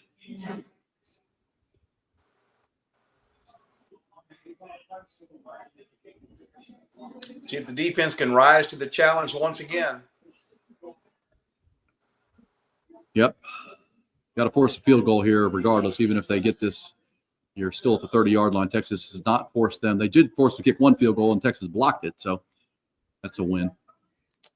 That's not a win right there. That is not a win. That's a big run, and, Mississippi State now up over 215 yards of total offense in the first half. That's not – I figured this defense would come in a little bit tired, and they played good early, but they've looked a little bit flat-footed here last couple drives, and Mississippi State kind of playing downhill right now. I'm not so sure Texas doesn't need to use a timeout. Get some fresh guys. Yeah, they look tired. I'm with you, Coach. Well, it just, Coach, you coached a long time. In a game 1 week ago when you play 90 plays in 40 minutes, I mean, that takes its toll on you the next week. No doubt. And that's why the offensive inefficiency has been particularly struggle because the two-play drive was great, but it didn't help this defense. Blake Shapen going to keep it. Longhorn's going to get a sack, and that's going to be a huge play on a 2nd and goal, and it's going to be 3rd and 11 now. Hero Canoe stopped the run and got the sack. That was a great play. It was. He I mean, he was made sure unblocked. The back was down, and then he tackled the quarterback. Yeah, he was unblocked, which is great, but now the Longhorns have a chance to force a field goal here and see if they can get off the field. This is critical. 3rd and long now from – I guess they can get a first down right around the 1-yard line, but Longhorns want to stop it right here. This would be a big win, guys, to after those runs. And you said get a timeout, Coach, but to get a 3rd down stop would be pretty critical here. Good pressure again, stepping up in the pocket and complete, but can be 4th down. And the Longhorns, I think, are going to get out of here with only a field goal try if Jeff Levy will take it. I'll tell you what, Hero Canoe has surpassed my expectations tenfold for what I thought Texas was getting when they got him out of the portal. Yeah, I agree with you. I think that coaches would tell you that too, Jeff. That came all the way back in December when Texas was still preparing for the college football playoff, if memory serves. And he by the way, pretty big piece of injury news I'll give you here in a second over at the Missouri-Vanderbilt game in Nashville, but to see if this field goal is converted with 2 minutes and 36 seconds to go now in the 2nd quarter as we approach halftime. Kick is good. Longhorns or Mississippi State retakes the lead. Longhorns still have a chance to control the final 2.5 minutes of this quarter if they can manufacture a drive.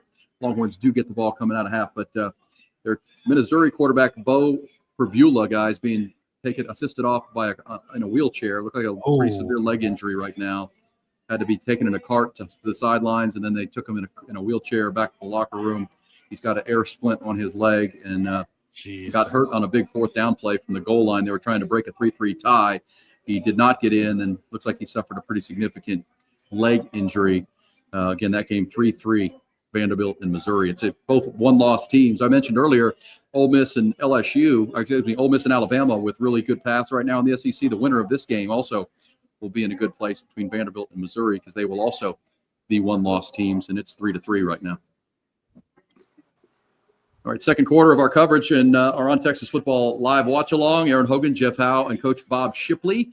Brought to you by Driven Auto Sales, online at drivenoutosales.net. Check them out. More than fair, more than friendly, and the best price you're going to find on a great vehicle right now at drivenoutosales.net. All right, so fairly important, guys. I keep saying important, but this is big. That was big for the defense to force a field goal after the interception and running right back on the field. They did that thanks to Hero Canoe and a big sack. Now it's about this offense winning the last 2 minutes and 30 seconds because, as Coach Bob Shipley pointed out, they have 128 total yards right now, but 60 of those came on an opening play.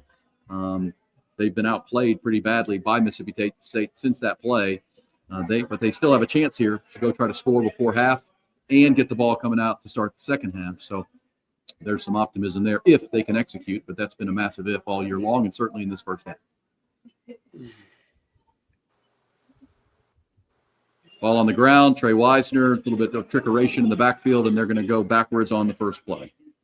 Make it so is this DJ Campbell's first series back? Yeah, I have not seen him. I didn't even notice he's back in. But, 52 is back out there. That's huge. Yeah. But that was just a, fake, and then the ball never got put into Trey Wisner's belly that time. And that's just more clumsy offense or just bad offense by Texas. What are you – Hard to watch, guys. Hard to watch.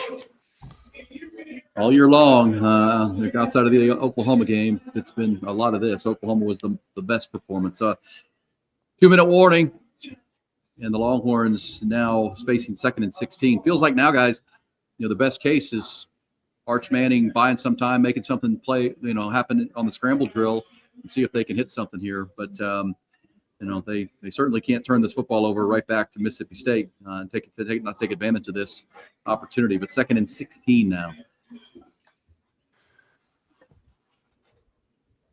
The longer the play needs to develop, you're asking your offensive line to do things they haven't shown capable of doing this year. You're right. Yeah. So I don't know what's wrong right there with a simple inside zone right before the 2-minute timeout. Just get you positive yards. Like at least you don't have a conundrum and confusion in the backfield where you lose 6. Like I don't know, man. Sark's on the sideline calling this game. I'm sitting here doing the watch with us. I get it, but it doesn't make sense to me.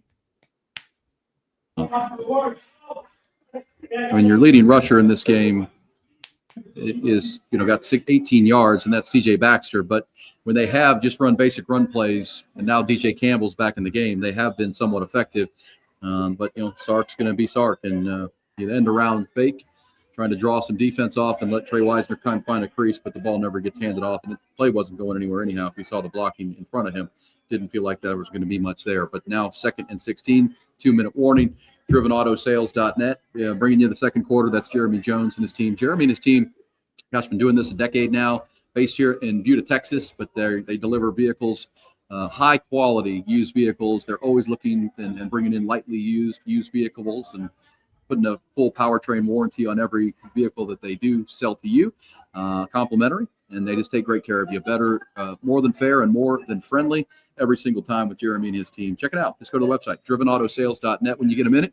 And if you're in the market for a new vehicle or think you're going to be here in the new year, make sure you check it out, and don't buy anything until you talk to Jeremy and the team and check it out at DrivenAutoSales.net. If there's a specific vehicle that you're looking for and have had your heart set on but can't find it yourself, let Jeremy and his team go to work for you. They'll scour and use their experts to find it and get you a good price on it, I promise you. That's DrivenAutoSales.net. More than friendly, more than fair. It says run forward, north, south. Thank you, D-Money. Can't get my mom. Thank you, D-Money. But, that seems simple, guys. But it's not lost on me, Jeff, that you said let's ride Trey Wisner here after an 8-yard run on the first down. And he really hasn't touched the ball on a traditional run play since that play. I don't know what the heck that just was. By the way, after that 6-yard loss, you had the 60-yard play by Wingo to open the game. Since that point, your next 29 snaps gained a total of 62 yards. Yeah, not good. More Kentucky-ish than came out explosive. Now I think that's a nice completion there. 3rd and 9 now. Texas got half the yardage back, and now at least it's somewhat manageable as there's going to be a timeout called here, guys. Yeah, Mississippi State's going to call timeout, see if they can leave some time on the clock and stop this 3rd down and 9 for the Longhorns. That is correct.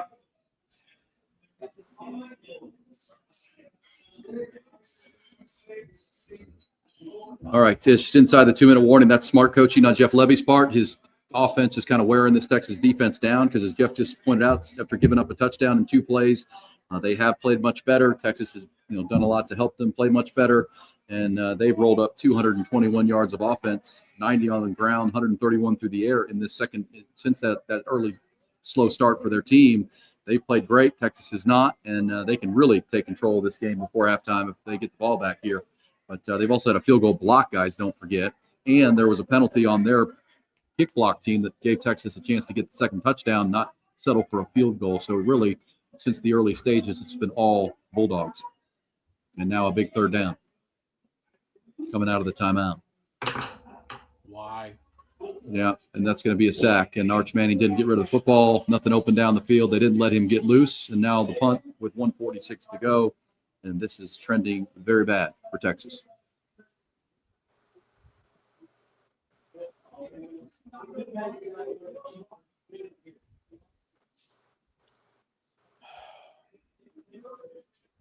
I'm not sure if that was a right guard or right tackle.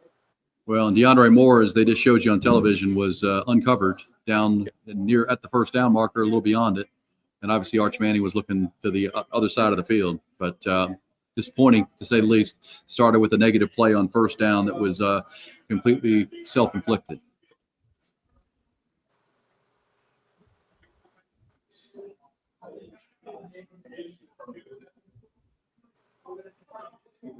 They're circling DeAndre Moore, but you're circling him, and Arch has got 3 guys on top of him. Right.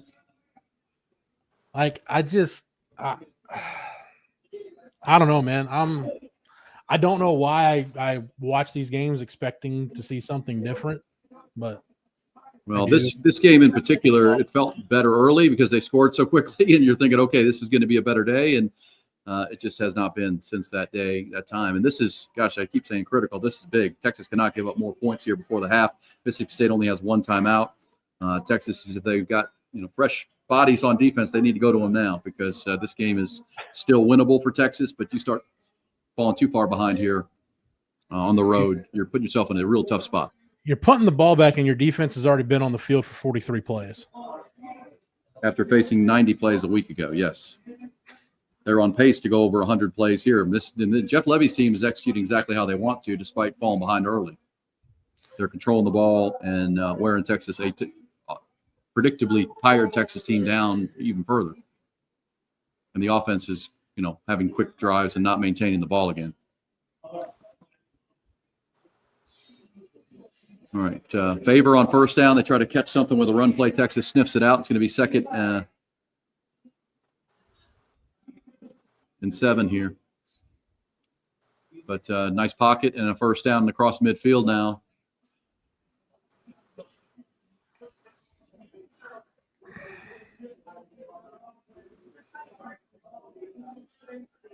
Yeah, they're going to have 50 plays by halftime, guys. We're still not able to get pressure on Shapen. And he's doing what we want ours to do. He's getting the ball out of his hands quickly. Yeah, they are. But again, it's a tired unit. That's obvious to me on the defensive side. And they're just trying to keep it out of the end zone, but I don't know if they're going to be able to. 55 seconds to go, but driving quickly and easily. And now they're in tempo. I mean,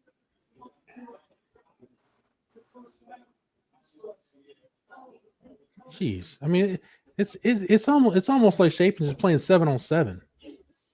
Yeah, the open receivers, they're just playing the zone defense. I think they're playing bend but don't break, and they start to tighten it up as they get closer to the end zone. But they don't want to get beat with anything over the top. That's pretty clear. But as I would, that's play number 48 that was just run. So it's going to be 50 by halftime for the defense. I mean, dude, you're cooked.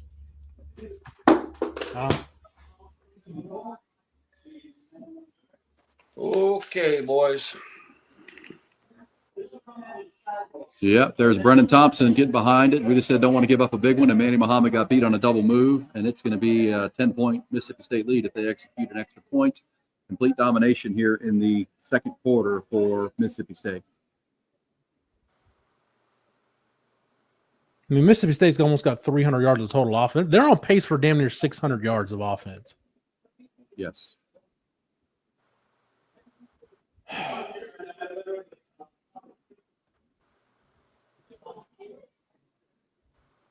Yeah, I was worried about a tired defense, and this is the kind of the defense we saw too much against Florida, not the defense you saw against Oklahoma or Kentucky, and not even close. And that's a 10-point lead. And we talked about Texas controlling the last 2 to 4 minutes of the half. That obviously is something Mississippi State did. And now Texas, can they get a field goal before the half with 38 seconds to go? I think they just want to not turn the ball over at this point. But honestly, at this point, I may just take a knee because I don't know if you want to risk a turnover at this point. I know, right? I mean, you're getting run off the field right now, but you do get a halftime to slow some things down, get your breath, and have the ball coming out of half and try to cut that lead down. But you can't give up any more here. I mean, coach, you got your 3 timeouts. In theory, I'd say, okay, if you get it at the 25, maybe you call something safe. I don't know what's safe for this offense at this point. There's nothing.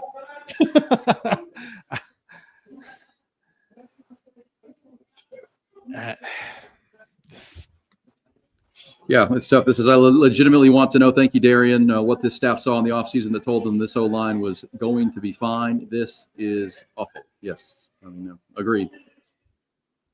100% agreement. Spearman just turned on the jets on that. Yeah, he did. Just pulled away from our corner like nothing. Yeah, he is. That's what's coming out of high school. He was a track star and from West Texas. And I think getting to Texas, he wasn't a city kid as much as he thought he would be, and went to Oklahoma and now playing in Starkville and playing great.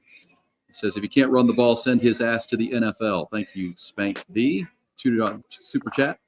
Yeah, those rumors are obviously out there this morning. They've been denied, but that couldn't have been helpful for the locker room to hear about that this morning. But either way, all right, Longhorns do execute a positive play. They do have timeouts here and a chance.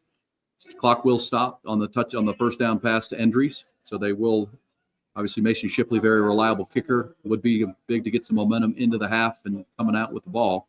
Now down 10. Good underneath pass to Trey Wisner, who tries to get out of bounds. Now you probably need to take a timeout.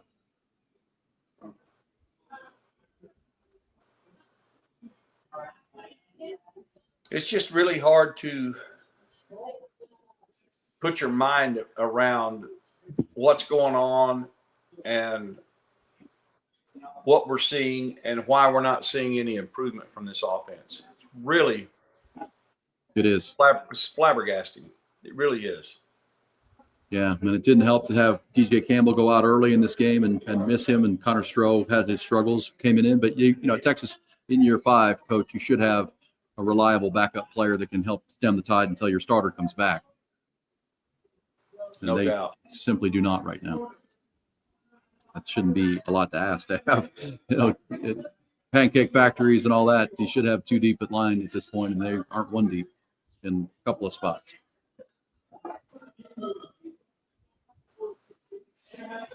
All right, so there's what you were just saying, Jeff. There's the risk of a turnover, and Trey Wisner, you know, down he goes. Longhorns left to use another timeout on a negative play that time. It'll be 3rd and 14 with 14 seconds to go.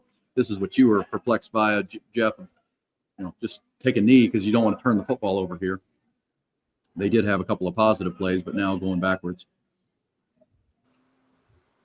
And that was almost it could have been a turnover because that was a backwards pass out to Trey Wisner in the flat.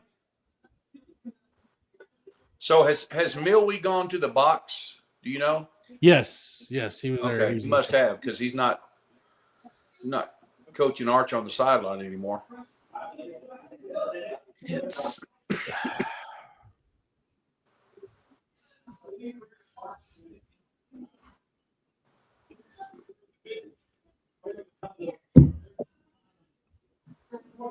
Vanderbilt just broke a 3-3 tie and a long touchdown run. They're going to go up 10-3 on Missouri in Nashville. Of course, they are the Longhorns' next opponent. 80-yard touchdown run. This isn't fun, man. This sucks. No, it's not. It's not. Good protection. Took a shot, Ryan Wingo, but good coverage that time. Probably worth the shot right there. Now it's going to be 4th down, and the Longhorns will punt the ball. And what was a pretty exciting start to the first half with a 63-yard pass and run and, you know, touchdown. Longhorns have scored 7 points since. That was aided by a Mississippi State penalty, and they've gained all of 60 yards the rest of the half.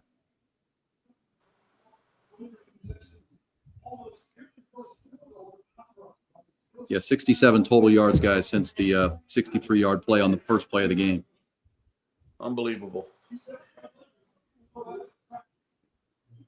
That's an average of about 2 yards per play, if my math is right, since the 63-yarder. They do execute the punt, and that should drain the rest of the clock here for the first half, and the Longhorns will happily or limp into the locker room, but happy to go try to take a breath and get this defense, who faced 48 plays but gave up almost 300 yards of offense, 187 through the air, a lot of open receivers, 94 rush yards. And one of the things Jerry said early, guys, was what are they going to miss the most with Michael Taft? And, you know, he talked about the communication in the back end and the quarterback of the defense not being there. I think that was pretty evident with the open receivers we saw, especially across the middle, without number 16 on the field on that side of the ball. So not fun. That's a pretty good and apt description of where Texas is right now. It's not fun to watch. You're down 10, and it feels like you're down 4 scores because the offense is so bad. Yeah. Well, you know what, guys? I double my punishment weekly because I'm a Houston Texans fan too. So if you watch these two teams try to play offense, it is brutal, man. Almost like it's like they make it so hard. Like, how can it be this hard to play offense in college and pro football? I don't know, because I watch a lot of teams make it look easy. If it if you're looking for something like some positivity here, I'll try to give. So I'll do my best to give some. PK typically does a really good job at making halftime adjustments. So I would expect the defense, at least you get off your feet, offense gets the ball to start the second half.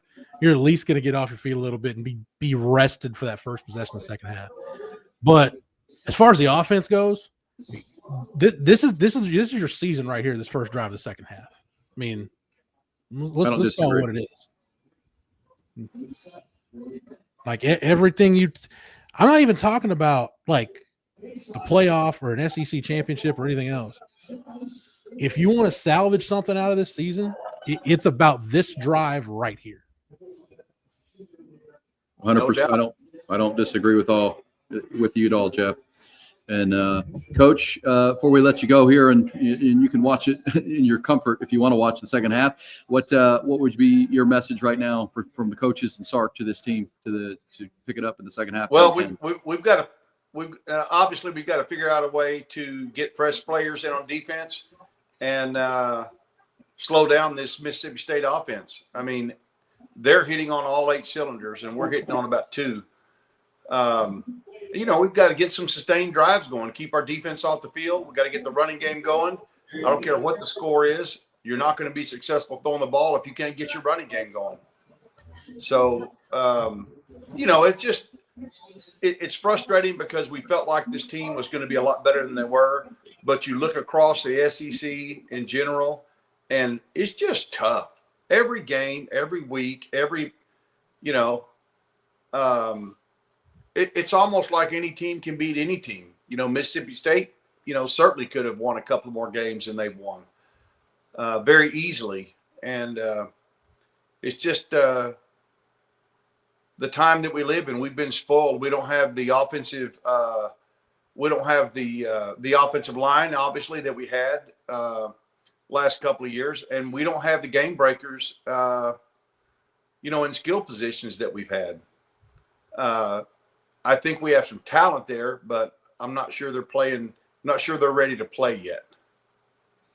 That's an underrated thing, Coach. That aspect you talk about, the big play aspect, because the last couple of years, it's been one of those deals where I don't want to say you could waste possessions, but if you had a 3 and out or you had a bad run, Sark almost had in his back pocket, like, look, Matthew Golden or Worthy or Mitchell, somebody's going to get loose, right? We've got an explosive play waiting to happen, and we can get back in it. You don't have that now. Like you don't have that you can lean on. Your margin for error on offense is pretty much non-existent right now. Yeah, a lot of it is. I don't know. I'm trying to think. I think the blame is pretty much 50-50. The players on the field not getting the job done, and us not doing a good job once again of what playing to the talent that we have on offense. I'm not saying it's the top tier talent that we've had over the last couple of years, but whatever they can do well, we have to do that. And I don't know if this is their way of saying we can't do anything well. We don't trust our offensive line to be able to run the ball. I don't know what it's saying, but you keep trying to do the same things, you're going to keep getting what you've been getting. It's not automatically all of a sudden out of the blue going to start clicking. It's just football is. It comes down to simply doing the little things great every snap, and we're not doing that. We're not focused. We're jumping off sides. Too many penalties. We're dropping balls. We're misfiring balls. We're missing protection. We can't pick up the blitz effectively. There's just so many things. I don't even know where to start to try to patch up this offense and get us going. But I know that that journey cannot start. The second journey, hopefully, of upward trajectory can't start until we start doing what our players can do well. Yeah. And like I said, maybe they have no faith in the offensive line and us being able to run the ball. I don't know. We've seen glimpses of good things. We've seen glimpses of success running the ball. And I was hoping C.J. Baxter would really give us a boost, and he has given us a little bit of a boost. But, he's averaging 3 yards a carry. And, you look over there and they've got a back with 78 yards. He's averaging, almost 5 yards a carry. And it just doesn't add up to success for Texas. Yeah, it's and that to me, Coach, is the frustrating part about the OU game, because it felt like that game was an example of, after Florida, that coaching staff had to look in the mirror. It was a man in the mirror moment and kind of say, you know what? We are what we are. Let's try to find the few things that we can do well, and let's go with that. Let's get really good at doing those couple of things, and then maybe we can build off of it. And then it's like against Kentucky, you just threw that out the window. You know? I'm kind of like you just alluded to a minute, Coach. It's almost like you came out of the OU game and said, all right, it's going to click. Here we go. No. You are who you are. You have to. Your margin for error is small. Your offensive line's not great. You don't have that guaranteed big play ability. It's going to have to be an offense that lives on 3rd and short, that extends drives, that stays ahead of the chains, tries to stay ahead of the chains, minimizes how often your defense is exposed, plays with special teams. They haven't done that at all for the last now 6 quarters, or I guess 7 if you include overtime. Yeah. Has Mississippi State punted one time? Let me look, Coach. They on punts. I think they punted twice because Texas had the one return. Yeah, that's right. First two series. Is that right? Yeah. Why is it so hard for me to read stat book? And they punted the first 2. Yes, 3 punts. Mississippi State's punted 3 times. Oh, okay. Yeah, there we go. Okay.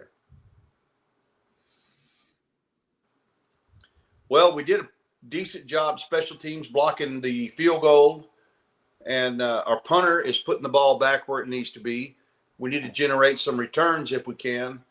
But, again, it's complementary football. You play field position, you play what you can to try to flip the field and give the advantage to your offense. And so far, we have not been able to do that. Yeah, it's just honestly, Coach, I don't mean to put it in, dire terms, but it's I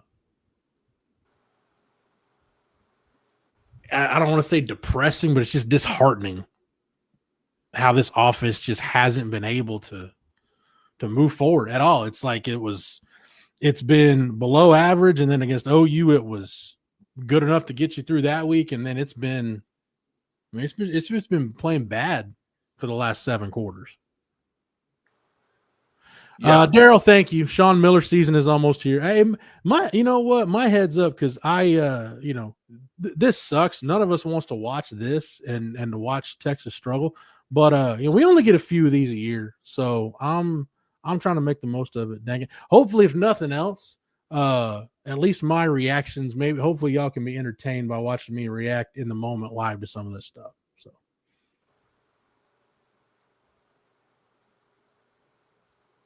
Phil says it's almost like thank you guys for the super chats. Phil says it's almost like a massive report that your coach wants out to compromise and check a team. But yeah, Coach, I don't know if you got any thoughts on that, but we talked about it a lot today. The report that Sark may be expressing interest in some NFL jobs.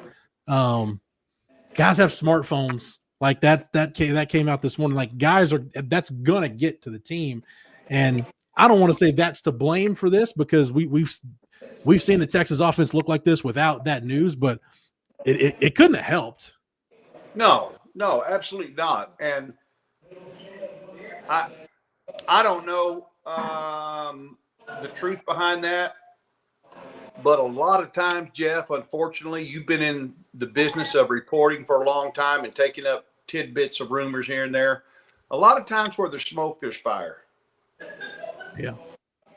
Yes. And Aaron, I think because I didn't see the article, but I guess this was a Diana Rossini, like kind of almost like a notebook style. Yeah, it was a very lengthy blurb at the end. It's kind of a Saturday feature she does where she goes around the league and news and notes. So it was buried at the very end of it was no means like the main story she was writing about. Diana Rossini's an NFL reporter. She just wrote that as a little blurb at the end. And obviously then, theathletic.com made it a tweet and put Sark's picture up. So it became like that was a full story. It was really just a report that she put out. But, she did not make up the story. I don't believe, somebody gave her the information. She put it out there. Later in the day, a report, guy named, Tom Pelissero from the NFL Network with a quote from Jimmy Sexton, the agent for Steve Sarkisian, saying and denying it. It's not true. So again, it's back and forth. But yes, as you said, Coach, I mean, the information was out there for a reason. And, so is that distracting this team? I don't know. Point is they've been bad like this on offense, and here they are down 10 points on the road and their season on the line with 30 minutes to play. Yeah. All I got to say is if Jimmy Sexton got him an NFL job, he's the unquestioned best agent of all time. Hey, if he's is Jimmy Sexton Cliff Kingsbury's agent? Because remember, he got fired and he got an NFL job. Yeah. Hey, Jimmy can make miracles happen, as we know. Jimmy's a miracle worker. Yes, he is. Yes, I thought Cliff was an Eric Burkhart guy. Okay, well, I'm not sure, but I'm just saying, remember, Cliff got fired, and then the NFL was like, "You're our guy." He's like, "What?" Yeah. Yeah. Well, I mean, he's, we know. I mean, he's arguably the most powerful person in college football right now because he represents 14 of the 16 SEC coaches, including Sark, and 7 of the highest paid 10 coaches in college football. So. But yes, as you said, if you watch this team this year with Arch Manning and this offense, and you think you're an NFL team that wants to hire Sark, I don't know. You better. That's a pretty good sell job if you're able to pull that off. Hey, Rod. Hey, Rod. Aaron got a question. Y'all live in Austin. Is it illegal to have screen passes in Austin, like tunnel screens? Are tunnel screens illegal, Rod, in Austin? No, that's Greg Davis. Greg Davis loved the damn tunnel. I didn't know if their law had changed or something. No, it was the law of the land when Greg Davis was here, man. Get tunnel screen. I mean, they're blitzing 6 every time. Yeah, I will say this though. Sark's screen game. They've snuffed it out a couple of times too. I mean, it's been very predictable. That's kind of on Sark, but he has tried to run the football. I mean, the truth is, guys, at this point, your O-line is competing for the worst O-line in the SEC. I mean, you're in that conversation.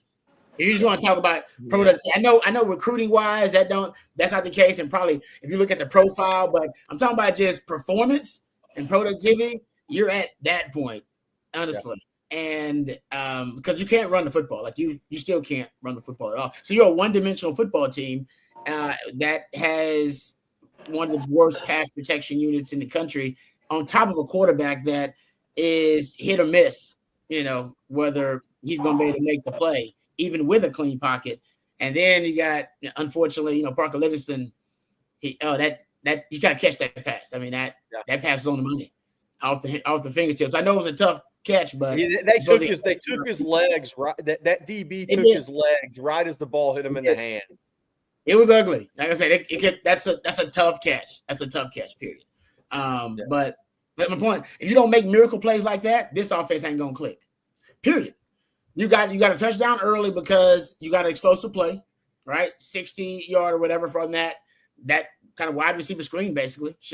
Early on, that little swing screen that you ran, and you got a gift by Mississippi State that gifted you because they had the penalty, the unsportsmanlike conduct on the field goal. So they gifted you another set of downs so you could score there.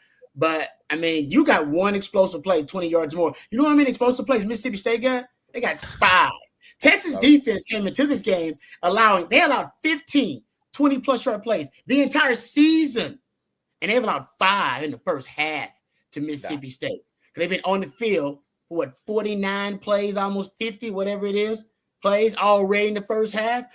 Just as we said, there's only so much you can do defensively. You're going to get exposed in the SEC.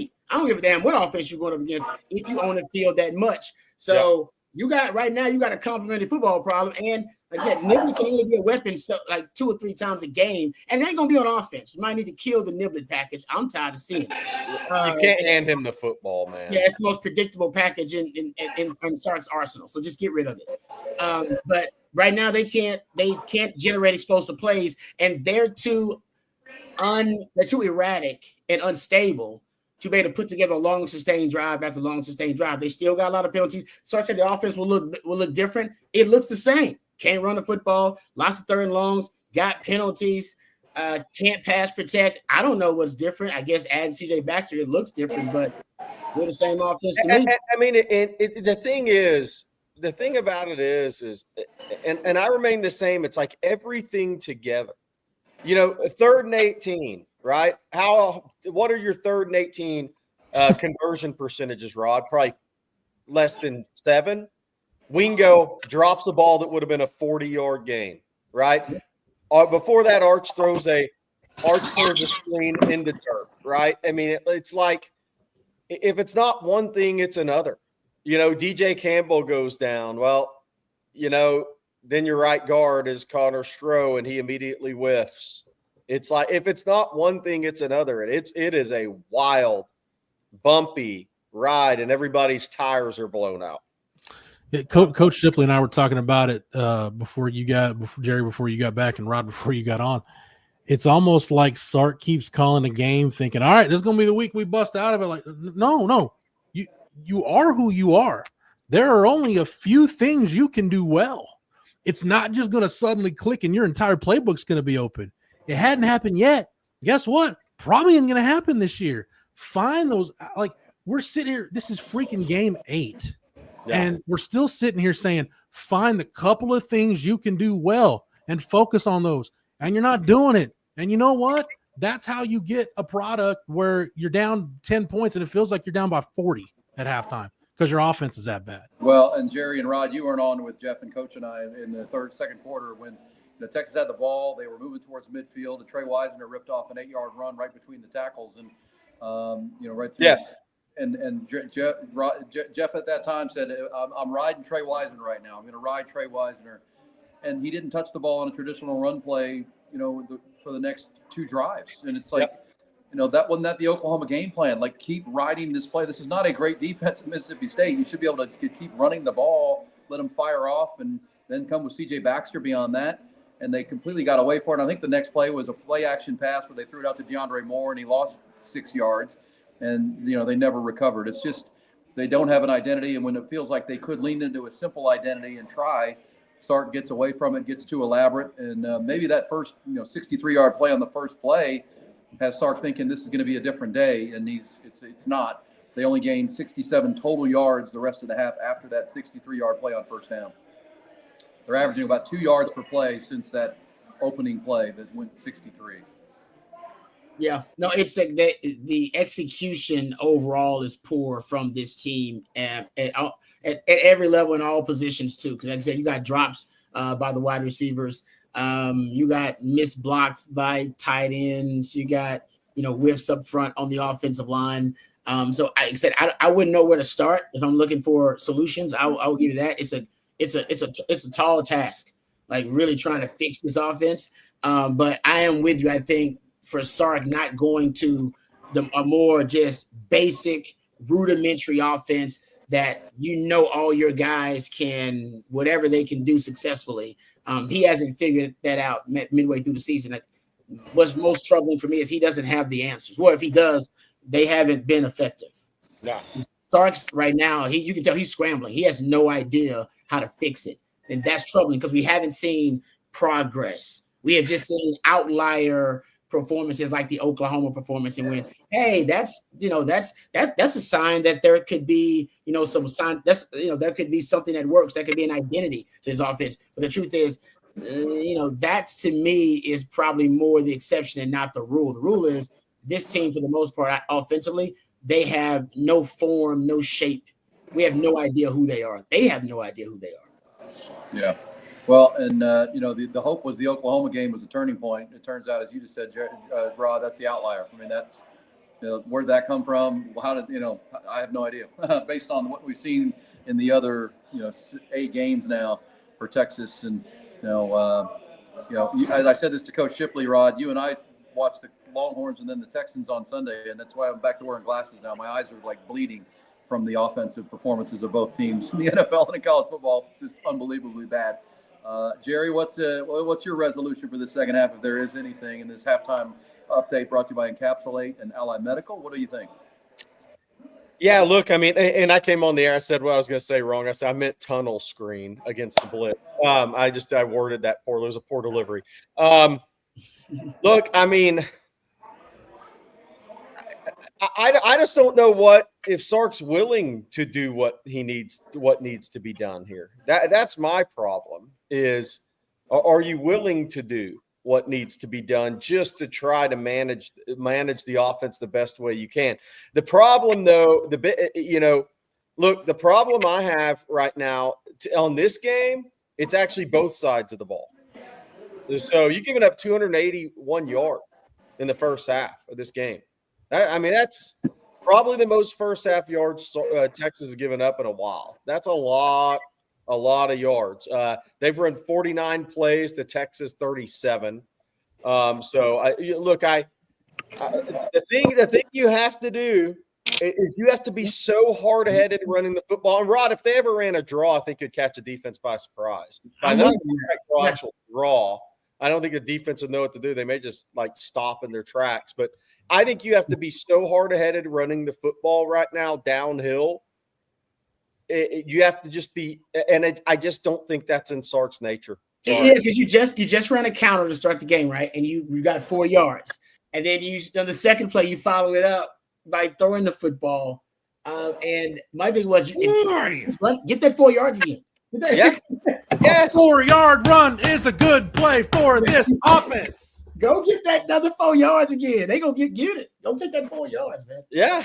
All right, here we go, guys. Third quarter is underway, and Longhorns with the ball. Already 3rd down and 6. And very, very important start to this second half for Texas. They need a conversion here and keep their defense off the field. They need points down 10. I mean, again, right there. Teams have run the ball in between the tackles on Mississippi State. You just ran the ball for 4 yards. It doesn't have to be pretty. It don't have to be pretty. Why don't There's nothing pretty about this offense. Oh my God. First down. I like that third down call though. Targets to bunch. It works every time. It's money for this offense. One of the only things that's money. Yeah. And Sark knows it, by the way, because he goes to it on 3rd down a ton. So he knows it. He just won't use it more, which is also frustrating. And look, I get when you look out there and you say, okay, they're 6 against our 5. I get it. I understand, but the teams that are playing, you're not going to be hard-headed against the run. They know if they bring the extra hat, you're going to go away from the run. Period. And that counter would have worked. That was bad vision by Trey Wiseman. All right, 2nd and 9 now. Texas trying to There's your screen. On 3rd down conversion. There's your screen. There's your screen, Jerry. There's your screen. Boom. Yeah, Rod, you're right. It wasn't quite a tunnel. Wisner just ran right into Connor Robertson's back on that run play. It wasn't quite a tunnel, Jerry, but it was close. Hey, glad it exists. Screen. Sark, what is the old coaching motto? KISS, right? Keep it simple, stupid. Just keep it simple, Sark. Keep it simple, Sark, and see because that's simple as you can get. Handoff and then a quick little screen pass, and now you're sitting at the 10-yard line. Got to capitalize and score a touchdown here. Good run. Good run.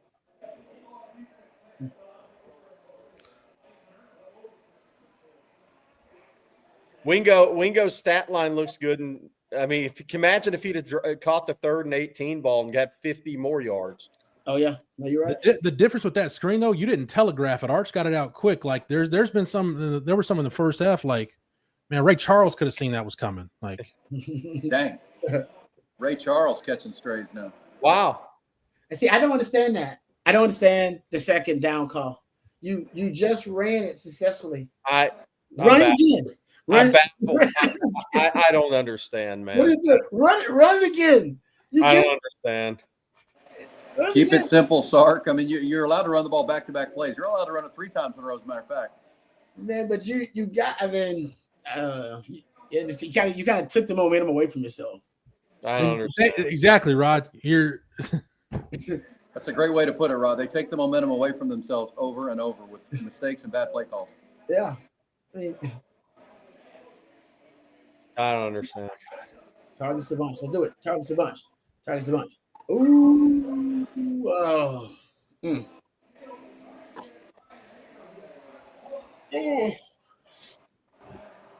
Yep.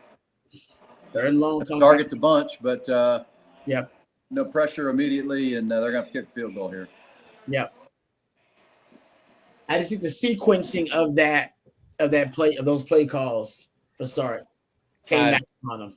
I don't understand. So here's the thing. So say you run it for 4 yards on the first down. Okay, why don't you bring C.J. Baxter in and run it up the gut on second down? I don't understand, man. I for the life of me, I don't get it. Maybe Baxter's, I don't know. Maybe he's dinged up again. I have no idea. Well, you guys have said it. I mean, you get 4 yards on first down and you don't run again. I don't. It's like Sark doesn't see 4 yards on first down as successful, and I get it. Usually, maybe it's not, but for this team, getting back to Jeff's point, it is for this team. You need to lower your standard. Yeah. Well, come on. If you run 3 gut runs and still kick a field goal, that's better than what we just watched, I think, because you do use some clock and wear this team down a little bit. I don't know. A field goal obviously is at least a win on your first drive of the second half, a chance to cut it to a 1-score game. Fred, I just get a little animated watching it live. Oh my God! Oh! Rod, you're ahead of me, my friend. I think that was blocked, guys. I think that was blocked. Wow. Mississippi State. But last week they won the game because their defense and special teams was elite, even though the offense was bad. Well, this week the defense, the special teams, and the offense are making some mistakes here. I'd say blocked kick, I believe. No, just a miss. Sorry, was not blocked. Yeah, I think it's a bad miss. He just got to. I thought the jumping guy got his hand on it. It came off the foot so bad. It seemed like somebody hit it because it came off the foot really bad. Well, I'll say this: the more I'm watching this team today, guys, the more the rumors of this morning, it feels like this is a distracted team. For what I don't know if that's because of that or just bad, but they've been bad all year. They're doing things in this game with almost 300 yards of offense and missed assignments and obviously drop passes. This feels like a team that is not completely locked in on this game. Well, I would say it's also the timing of it, right? Because earlier on in your, kind of road show you've been on, right, 4 games away from home, it was teams on bye weeks that were giving you issues because they had a bye week right before you, so they had extra preparation and time to prepare and get right. Now you're at the end of this road show, and you're tired. Frankly, they're just tired and worn out. Period. And not only that, you gonna start looking at it now. I think you're right. I think this team now is playing like a distracted team, and there's a lack of leadership right now. And road games are all about adversity. We're gonna see adversity on the road. You just don't know how it's going to materialize, what form it's going to take, but you're going to see adversity. You just got to have the will and the fortitude to be able to overcome it as a team. Right now, that leadership, they're lacking it. The secondary misses Michael Taft several times. They've gotten out of position, and it's been led to me seems like a miscommunication in the back end because they missed Michael Taft and his master communication skills back there. So it's just one example, but they seem like they're missing leadership right now. There's no leadership on this team because when the defense can't take, usually they're the ones who kind of lead the way and they're the ones who kind of set the tone. They can't set the tone right now. They've allowed 5 explosive plays. They getting ran through a little bit too. Your special teams hadn't made any plays. That's what Niblett did for you early on. Like, where is the leadership? Where's the playmaking going to come from? Somebody's got to step up and make a damn play, or this thing's going to go downhill real quick. You're about to make history in the wrong way. Yeah. This is I'll be honest, man. This is very 2010-ish. It feels the same way because remember that season, the offense never got it together, and it got to a point where Will Muschamp's defense, like, you could only ask them to do so much, and then at some point the dam broke and you couldn't recover. That feels like where we're headed. I hope that. And by the way, Jeff, Texas offense hadn't even had the turnover bug like that. Exactly. Yeah.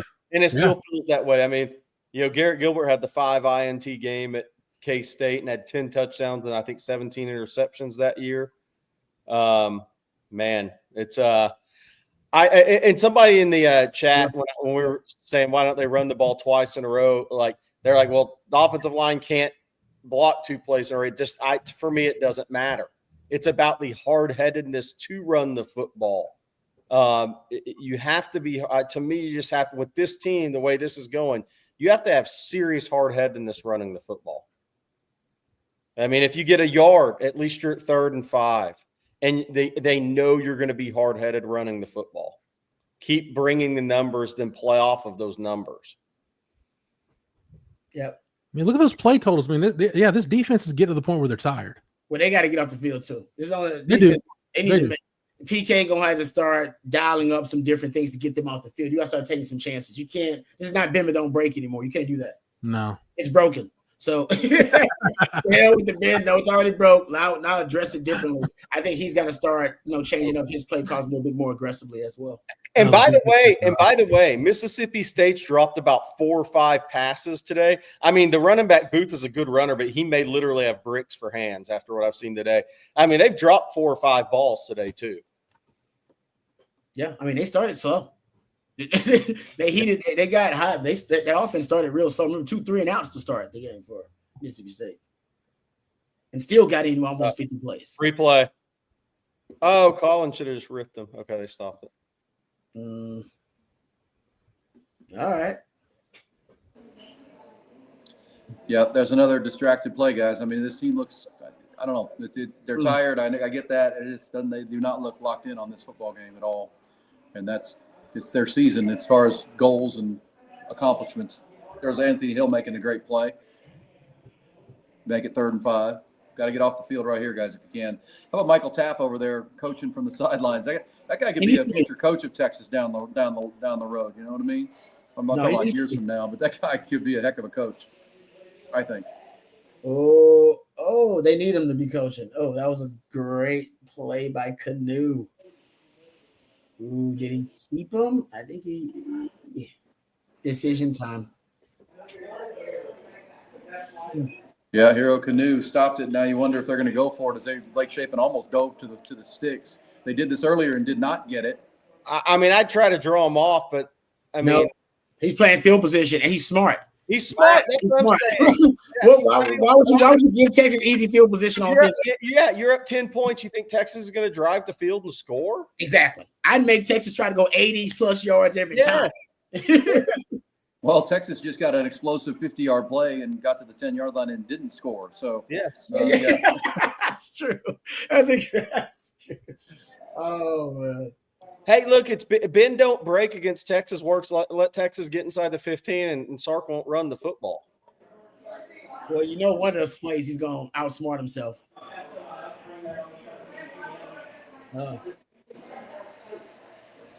Feels like that might have been a face mask, but they didn't get called. But either way, Ryan Linden did field it, and Longhorns will start at the 12-yard line, 88 yards from, trying to cut into this lead. Eric, we call that pay dirt, baby. Yeah, 88 yards to well, it's a long way for Texas. 8 yards is a long way for Texas right now. 88, I don't know. 88 to pay dirt. No, but I like obviously what's worked are your quick passes. I mean, if you then the quick passes have worked even to start out the game as your 60-yarder, which is a quick hitter. You need to, if you don't have a quick pass in there somewhere, then that's bad coaching in my opinion.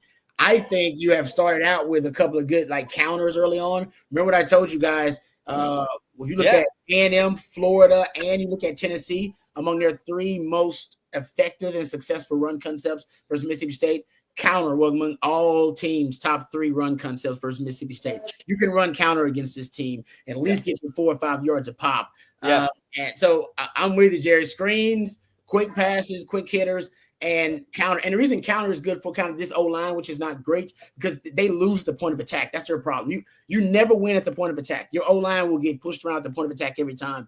So at least now you can reallocate resources to have more O-linemen at the point of attack. That's why duo, I think, could work good here, too, if you want to attack inside, because you need double teams at the point of attack because you can't win one-on-ones. You should never leave your linemen essentially one-on-one because none of them really can win consistently that way. That's not, I'm not trying to hate on them or anything, but that's just been the truth through halfway point of the season.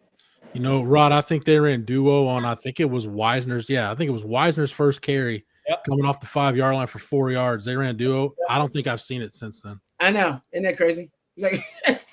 And now we have to watch a Bob Stoops Sonic commercial. Does it get any worse than that? Wasn't there? I thought I saw Colin Simmons in a Sonic commercial. Was I tripping? Did I make that up? No, I don't think. Quick update from Nashville, guys. Vanderbilt and Missouri in a 10-10 game. 5 minutes to go, fourth quarter. Vanderbilt driving, trying to take a lead. It's been a heck of a game. Missouri quarterback Bo Perbula got hurt pretty severely in that game. Had to leave on a cart with a leg injury. But Vanderbilt, of course, will be in Austin this coming Saturday for the Longhorns' first home game in 6 weeks, essentially. First game at DKR. But Vanderbilt may come in with back-to-back top 15 wins because they're driving now inside the 15-yard line in a 10-10 game with 4 minutes to go. You want to know what that quarterback, that Colin QB, isn't a Sonic commercial, by the way. no, he was. You want to know that QB injury was so bad for Missouri? If people that hadn't followed Missouri football, their second teamer broke his leg in the season opener, so they're on 3. Oh, They're wow. on QB3. Ooh. Here. A little Baxter for you. A little Baxter. Uh-huh. With CJ.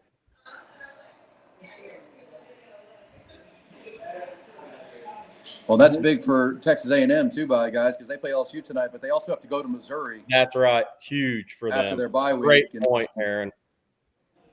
Aggies have 3 big road games: Austin, Nashville, or they got to go to Missouri and then LSU. They win 2. One of them, they could be in the playoff. Get downhill. Get downhill. They're getting downhill. This is what's important about this drive, gentlemen. Getting downhill. Power concepts. Get downhill. Keep it simple. Just get downhill.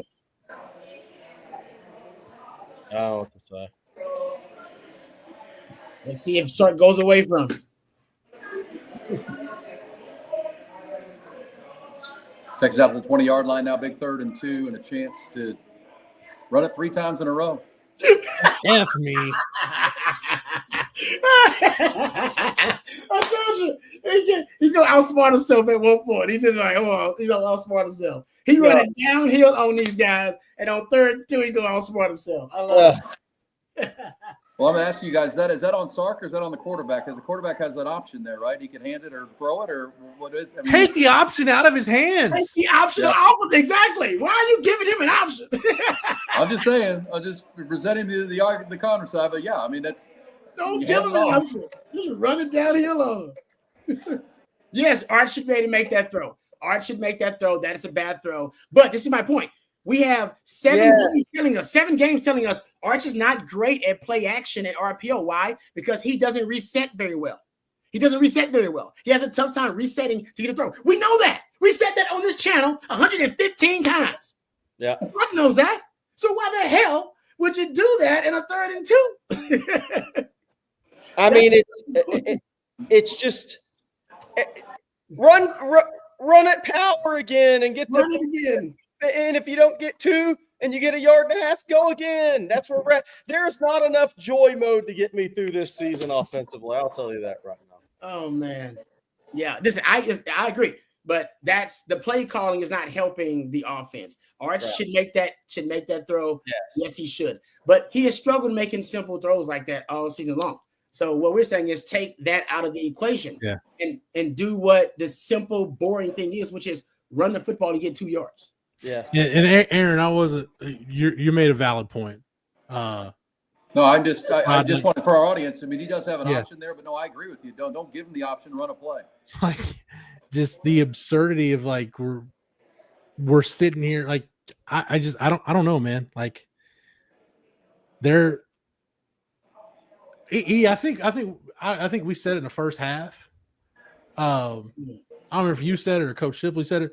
This offense does a really good job at taking momentum away from itself for one reason or another. Yeah, the defense is hurting a little bit too. It's clear the secondary right now. They're looking for answers. Yeah, there are more open receivers in this. Oh, and Blake Shapen has missed some guys, and they've dropped some, and it's really a lot of crossing routes and stuff going over the middle that the deep it's wide open. They're attacking where I guess Taft would be. Yeah, somebody reminded us on the chat that this Mississippi State team has not won a conference football game in 15 consecutive conference football games. So Longhorns are down 10 halfway through the third quarter. Guys, they haven't won a home game in like 3 years or something like that, right? A home SEC game. Home SEC, that's right, home SEC game. Like yeah, they beat Arizona State earlier this year. You meant conference game, yep, for sure. No, Jeff Levy's doing a better job. It's a much improved team from a year. Remember, they had the Mike Leach situation. He passed. The interim coach was not good, and then Jeff Levy's in year 2. It's a better team this year, but still, this is 15. This would be a huge win. They'll storm the field if they win this game. Oh. Now a third down.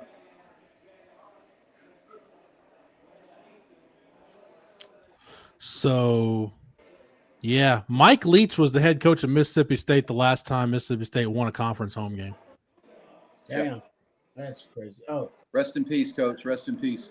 See, they're playing full position now. That's how you know they.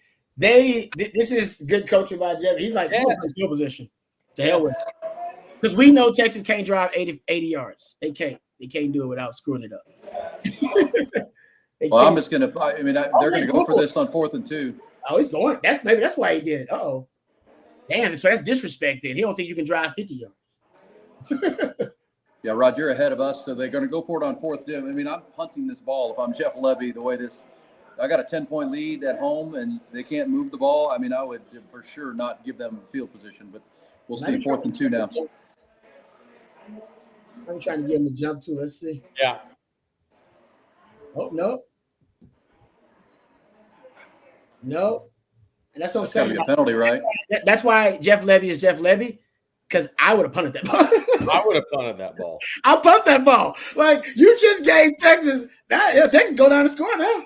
I mean, you need 10, 15 yards to get scoring position. That's also why they haven't won a conference game in 15 games. Exactly right. That's right. I mean, you could have forced Texas to drive 97 yards with a great punt. Exactly. That's what I say. I'm happy if Jeff Levy is making bad coaching decisions because, dude, you kicked that ball. You got a 10-point lead. What the hell? Why would you go for it? Unbelievable. Who's got to roll the dice? Sark's the one got to take all the chances, not you. What are you doing? You just gave them that. If Texas do not score here, I'm gonna throw something. I don't know what I'm gonna throw yet. I'm gonna find something. I'm gonna throw something. Sometimes I underestimate the will of some of these coaches to lose a football game, man. Rod, I was saying before you got on here, all these guys are riverboat gamblers nowadays. I've never seen anything like it. They get paid so much money. They're like, if I get fired, I get a $20 million buyout. Screw it. That's what it They're is. all riverboat gamblers, man. They get so much money on the back end, whether they fail or succeed. Yeah. It doesn't matter. So they are like gamblers. They do it for the thrill sometimes. Well, some of these decisions are like they want to get fired and get that buyout. And, yeah, Lev, you're right about that. He might be the player of the game with that decision. If Texas scores a touchdown here, God bless Jeff Levy. I think that was Emmett Mosley's first catch of the day. Oh. Good. Two down. Will he run the ball? No. Sorry. God. Son of a. Exactly. It's 3rd and 2. And there's Darian Gillette, the former Longhorn. He wants to. You can't get 2 yards. Now I'm convinced. He's trying to go to the Titans. He thinks he's smarter than everybody. You ain't smarter than everybody else, Sark. I see what you're trying to do. I see you want to be the next coach for the Tennessee Titans. Good for you. Unbelievable, man. Long developing play. Let Arch take a shot. Punt the ball. Like, what are we doing? I see what you're doing, Sark. I see what you're doing. Yeah. He said, Jeff Levy, hold my beer. You're not going to be worse coach than me in this game. That's going to be. I'll take those honors. I mean, wow. Jeff Levy hands me a gift, and I'm not taking it. I'm not taking it. I don't know what Monday's press conference is going to be like, but Christmas light bulbs was already used. So what's next? I don't know. I mean, what's after Sark Griswold? Yeah, make the T-shirts with Sark's face on it. I'm still trying to decide what I'm going to wear for Halloween show Friday for coffee and football, and it's getting tougher, man, by the day. Yeah.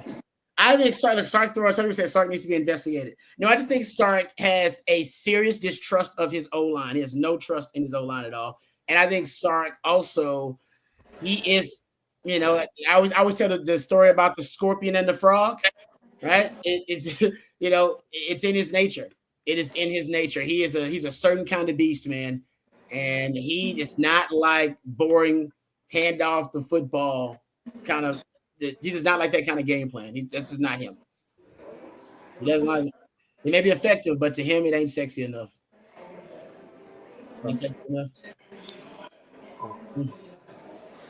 2-minute warning in Nashville, Missouri. First and goal from the 2-yard line for Vanderbilt, trying to take a lead, break a 10-10 tie. They did not get in on the first down, but they've got a chance essentially to score a touchdown and win the game. You know what is sexy though, Rod? First downs. Moving the chains. Mm-hmm. Yeah, I agree. He wants to do it his way, though. He's going to do it his way, and I think unfortunately, the only way that he'll learn the lesson is for all of us to have to learn it with him. That he's going to learn it through a heart-wrenching loss to a really bad Mississippi State team. That you know what this reminds me of?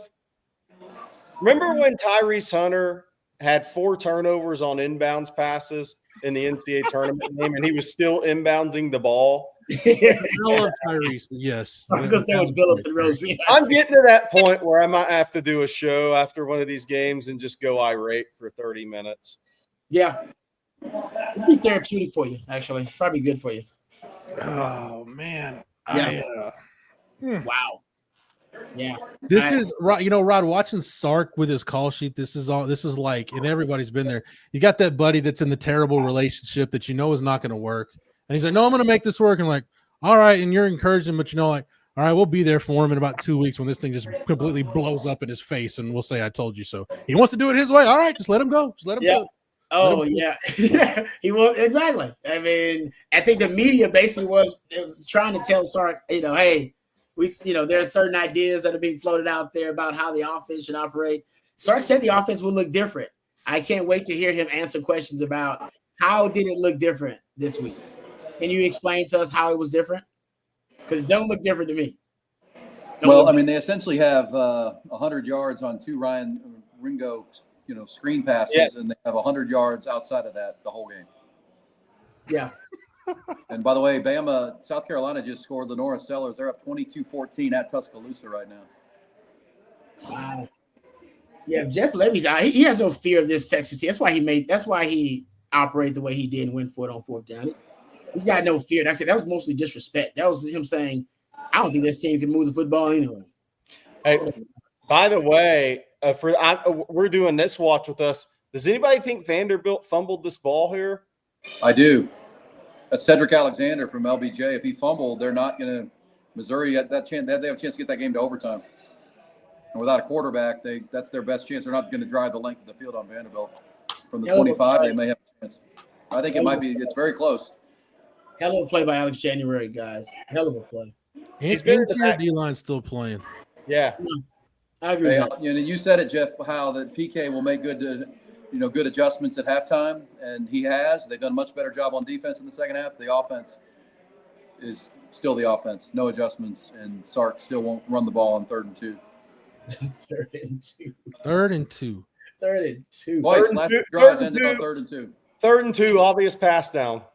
Oh, no. Oh, this one hurts. Oh, guys. Come on, guys.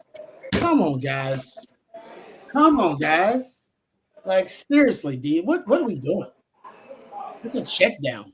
That's a design check down. That's what it was. On 3rd and 13 with a blocker. This got an escort, guys. It's a design check down. Look, he's got an escort in front of him. Come on, guys. Oh, come on, guys. They're worn out. The D's worn out, guys. They're worn out. They're giving up too many plays. The secondary they're giving up way too many plays. They're out of position. There's a flag on this play, though. Still, it don't change. It's going to be late hit. They're still out of position. Rod, does Michael Taft mean that much to the communication and Yeah. the quarterback? Yeah. Back there? Yep. The simple answer is yes. The simple answer is yes. And then a personal foul on top of it. This is trending into a nightmare for Texas and a really, really bad road loss. Gilbo missed the tackle. Yeah, that's a ticky-tack late hit, though. I mean, it is. Yeah, that's very ticky-tacky, honestly. I don't get on Jelani for that. He was just that was. Yeah. But we are. He gave him a little bit of a shove, but still, he was turning around to run back to the huddle. By the way, they ruled it not a fumble on Vanderbilt, so they're going to have a chance to score and win with take the lead with 1:56 to go. This secondary at this point, guys, man, they haven't made a play on the ball in a while.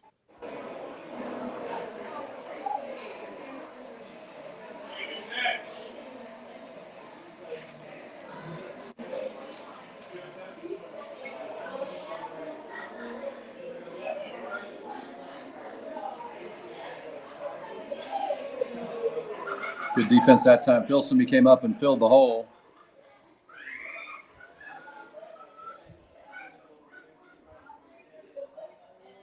This is Florida all over again, man.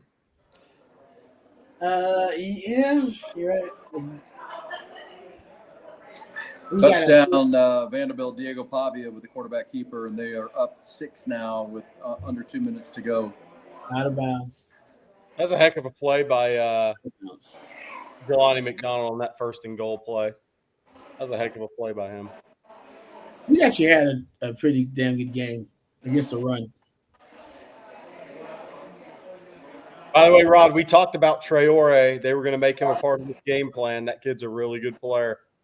Well, tight ends lately against Texas, right? Kentucky. Yeah, and that's why you knew that he was going to put Traore as a big part of the game plan because that dude is athletic. Yeah, and that's a bad sign going up against Vanderbilt because Vanderbilt's got some really good tight ends. They got some of the best tight ends in the SEC. They may need to take another look at that play in the end zone. Oh, he might have got that foot down. I think he got the foot down. That right one, huh? You're right. He was celebrating like he caught it. It looked like he got it down, man. I think you might be right. I'm looking at it again. Wow, I think you're right, Jeff. It looked like it at first glance. Because it's such a Cirque du Soleil-like catch. Okay, I guess they're not going to. Maybe they said the other one was out before the right one, or just at the same time. No, I think it slipped. I think it slid out. He didn't finish the catch. Okay. Yeah. Wait up. All right, D. Let's see if they hold.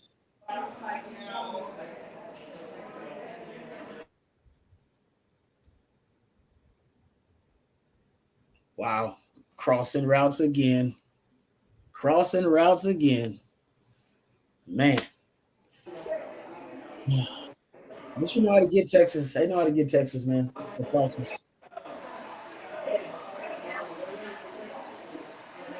I don't know. Somebody's got to teach Texas linebackers how to defend mesh and crossing routes.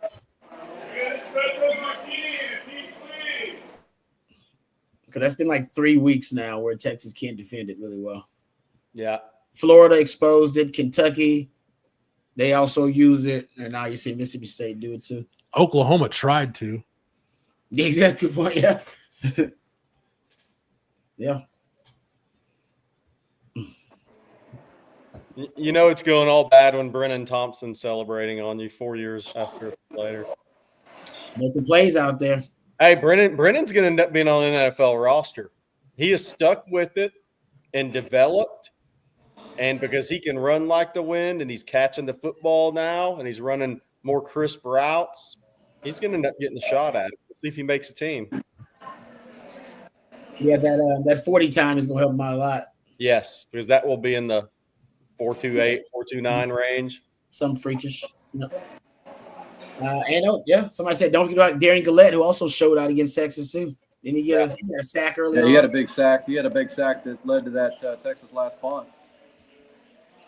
Yeah. By the way, you want to put a ton of pressure on yourself as a coach, have something like what came out today, and then have this type of performance. You want to talk about amping up the pressure on yourself. The report that comes out at 9:30 this morning, and then having this type of performance as a team. Yep. You amped up your own pressure to a nth degree. Come on, Jerry. Sark didn't have anything to do with that.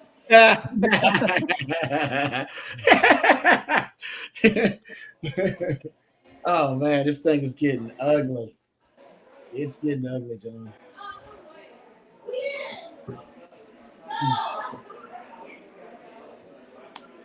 All right, a nightmare of a second quarter turns into a nightmare of a third quarter where the Longhorn offense got one more big play from Ryan Wingo, but no points. Missed a field goal from short range, and Mississippi State has added the only points of the quarter so far with 20 seconds to go in the quarter on a touchdown drive where the defense finally given in. Guys, again, hate to keep beating the horse, but you take away those two Ryan Wingo screen passes, and they have virtually no offense in this game. Yeah. And guess what? Now you're down 13 points, whatever you are now, or 17, whatever. 17 points. 17 points. Now you can't run the ball. Now you have to throw it. This is actually when sometimes they do some of their best work, though, Jeff. Honestly, they have scramble drill. Some of their best work is done. But again, that's the identity. People, what do they do well? What do they do well? Put the ball in Arch's hands, get him on the move, and hope for the best. Target to motion to start out. See, there you go. They're doing it well. Target to motion to start things out. Good play. Good play. Now the scramble and the scramble drill are easily the most effective concepts for Texas this season. By the way, I would be running, unless it's a screen pass to Wingo, I'd be running everything to Mosley and DeAndre Moore. Because Wingo drops some of these down late. And the one thing about Mosley, I'll say, boy, he always seems to be open. He's doing something right. Yeah, I like that. I would also do a lot of targets to bunch. I'd use more targets to motion. Because that has worked. Remember that Ryan Wingo 60-some yarder was a target to motion. So there are a few things that are still working for Sark. He should use them more, weaponize them, but not much. You got a whole quarter though. Like the game, the game's far from over. You can score quickly. It's far from over. You got a whole quarter. I'm not optimistic based on what we've seen so far. Right. By the way, Mississippi State 4 for 4 in the red zone. 4 for 4 in the red zone. The other thing too about the Diana Rossini report this morning, what we've seen through three quarters does nothing to dispel a notion or a belief from a portion of this fan base, Jerry, who feel like now, Sark already has a foot out the door. Yeah. And then you put up something like this, whether it's true or not. This is what we're seeing. Yeah. Yep. Perception is reality. Yep. But as we said when Rod joined us, is why would any NFL team hire this coach right now based on this? I know you can't judge it on one season, but still, gosh dang, this is not good. Really, really bad. But fourth quarter will be brought to you by Callahan's General Store, our great friends there at Callahan's. Also, Progress Coffee and Beer, where I am right now. We're in the broadcast, having a nice birthday party out there and watching the Longhorns. They got a big patio and 15 televisions. It's a full-service coffee bar in the morning up until lunch. And then, fabulous beer garden and beer patio and fun, good time for families and friends. Playscape in the backyard, food trucks. It's a tremendous spot in Buda, Texas. Progress Cafe and Beer. 31-14. And as Jerry and Rod and Jeff were just talking about, the Diana Rossini report this morning, a tweet that was part of a NFL-based article she wrote with a blurb that said Steve Sarkisian has let people know, decision makers in the NFL know that he would be interested in NFL vacancies, including the Tennessee Titans, which happens to be the only vacancy in the NFL right now.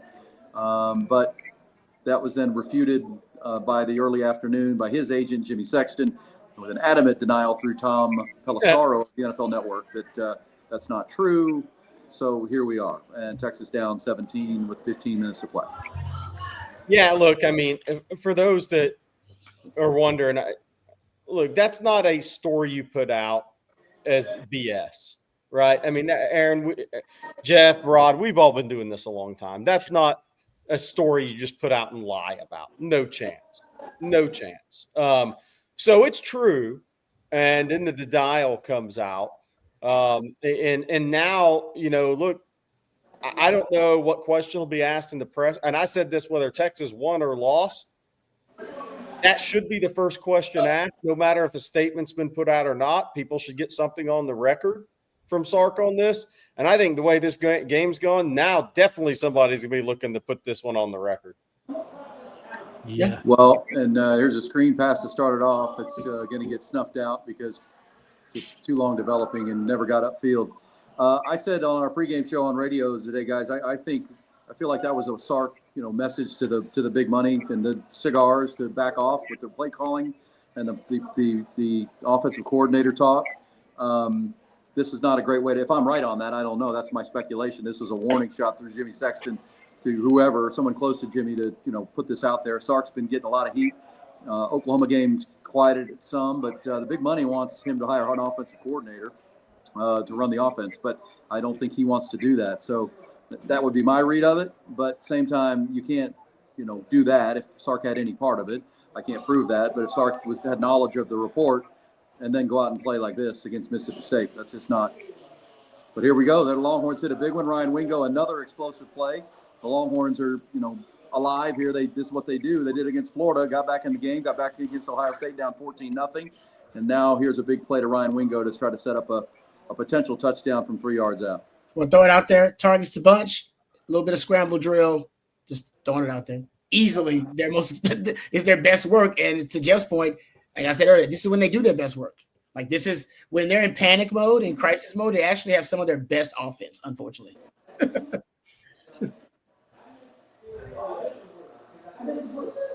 Wingo double clutched that ball. I'm just glad he caught it.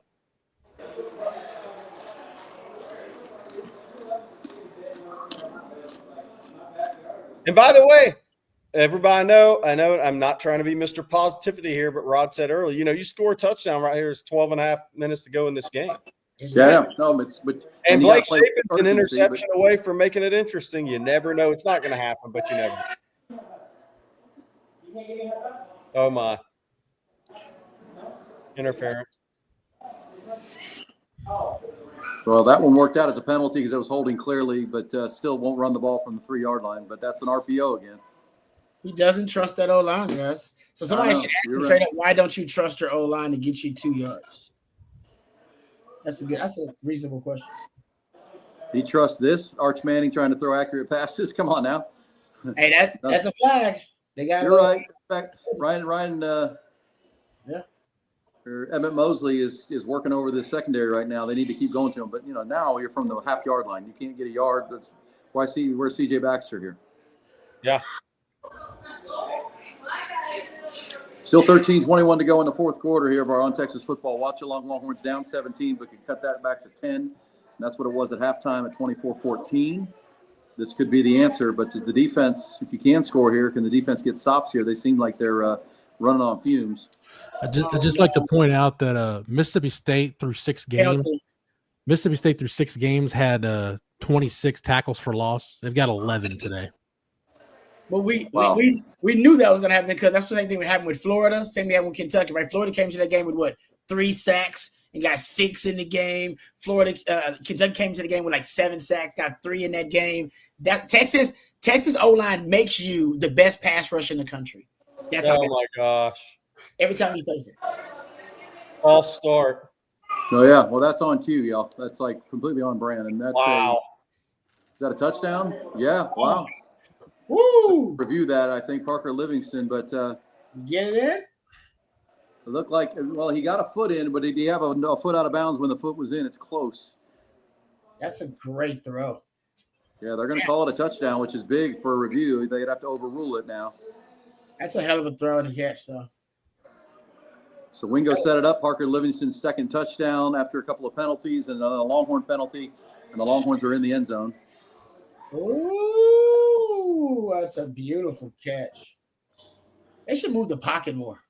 Yes. What a concept, huh, Rod? They don't move it enough, right? No. Yeah.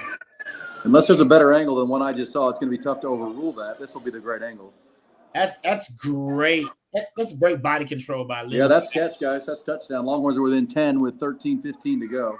That's great body if they make an extra point. Oh, Livingston made up for it. Great catch.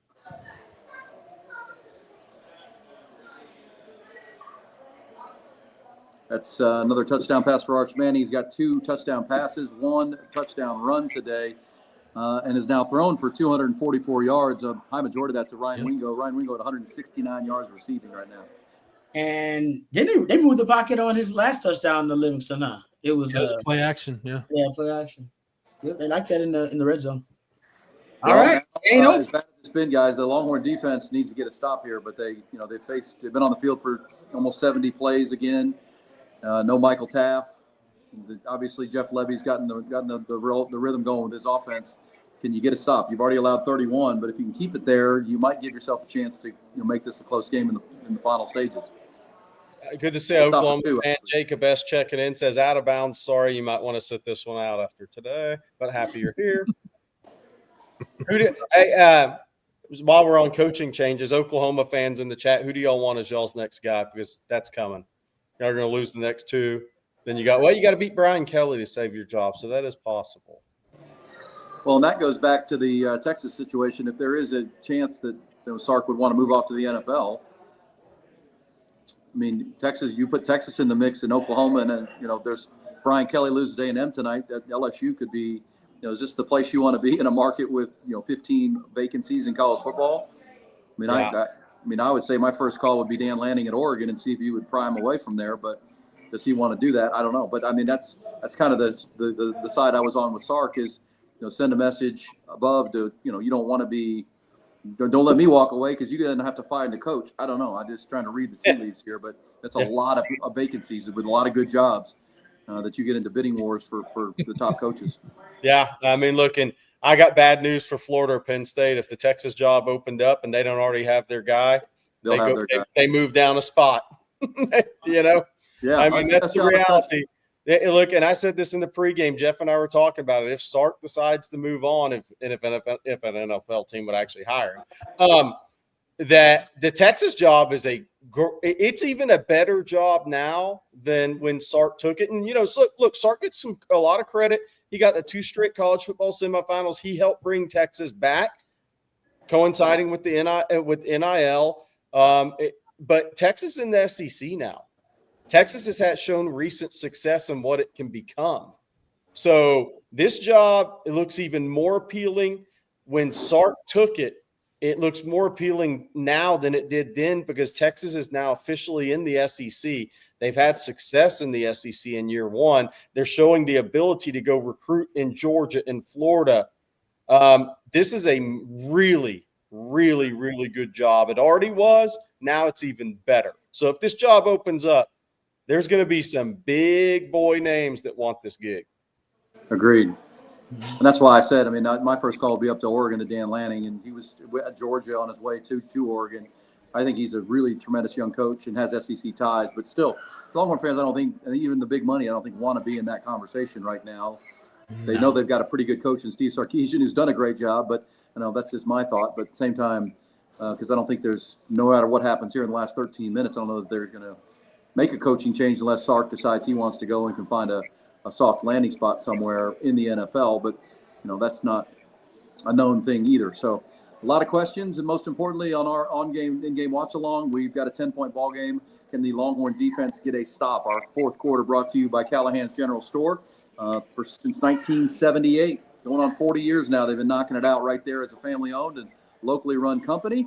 They're a legend in the southeast Austin, right there by the airport, between downtown and the airport, right off Montopolis. Everything you need. They are the general store and the great people at Callahan's General Store. All right, first down, Texas needs to get a stop, and where their secondary's been leaking in this game, and they're going to get 9 yards on first down on a pretty simple screen pass. And by the way, that missed field goal looks really big right now. If Texas gets to stop, somebody in the chat said that. Never Hunter's spot on. Well, yeah, the missed field goal and the block, right? Yeah. Oh, our miss. Yeah, Texas did block a field goal, but yeah, they've traded that. Yeah. But yes, you're right. They short. I mean, that was a chip shot. Very chip shot miss. Just a chip shot hook. Oh, great play by Shapen there. Damn, that was a great play by Shapen. Wow. Hey, Rod Traore is going to make an NFL. Guys, bad news. Blake Shapen just made a hell of a play. And it might have been the game. That was a hell of a play. That was a hell of a play. Well, the offense finally shows some life, and the defense is not having a good day. And obviously, they're worn out. Well, let's also remember, Texas. Somebody had the message about Oklahoma hadn't scored in 700 days, but the last time Jeff Levy went head-to-head with, when he had a quarterback was at Oklahoma and Dylan Gabriel, and that's the last time Texas lost to Oklahoma with Jeff Levy calling the plays. And he's got a recipe, obviously, and then knows how to attack a PK defense. Well, the defense is playing. I mean, look how, first of all, the drive started with them getting easy completions because the DBs are playing so far off. But that last play just showed how tired. I mean, the defense is supposed to have a lot of speed on it. Booth ran away from. Hey, Rod, you and CJ are the research guys. Somebody has got to come up with how many times a shovel pass to the middle of the field goes 62 yards for a touchdown. Yeah. A shovel pass to the middle of the field went 62 yards for a touchdown. 62. I bet that happens twice in a college football season. I mean, he ran away from guys with angles. I think it show you they're retired guys. Like, they were dead tired. At the beginning of that drive, they were tired. And the crazy thing is, Mississippi State, they've only ran 69 plays in this game, but last week, explosive on the field for 81. There you go, Jerry. And at the end of this 4-game road, this 4-game road streak that they're on right now, road games, I think they're tired, man. We said at the beginning of the I was like, they're tired. We know that. And it's been exposed here. Aaron, you know this. When we talk about baseball, when we talk about a pitcher, you look at pitch counts. Not all pitch counts are created the same. It depends on how many high-stress pitches you're throwing. You got runners on base or whatever. You look at all the snaps this defense has played. To your point, Rod, those are all high-stress snaps. Yeah. There hadn't been a point in any of these games where it's been like, all right, we can throttle back a little bit. Like, no, you've been up against it pretty much since the ball kicked off in Gainesville. Yeah.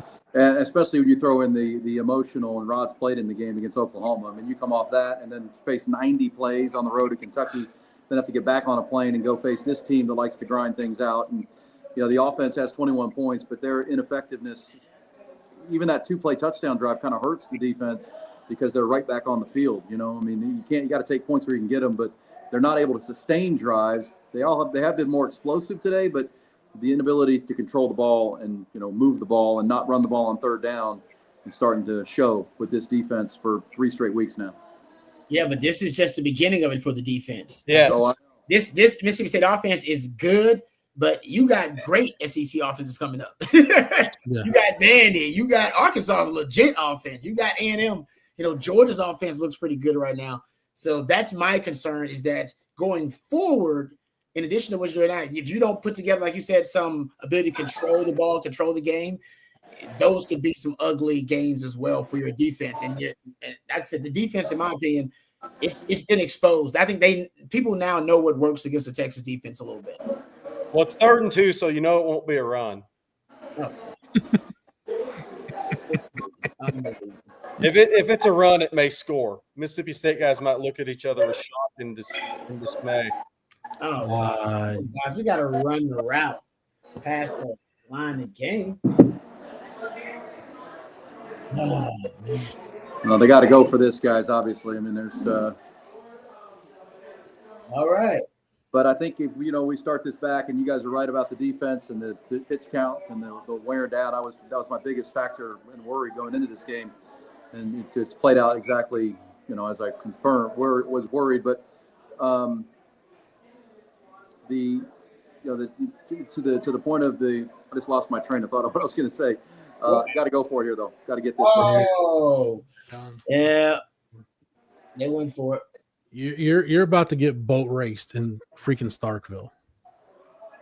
Jeff, you act like that doesn't happen all the time. Penalty.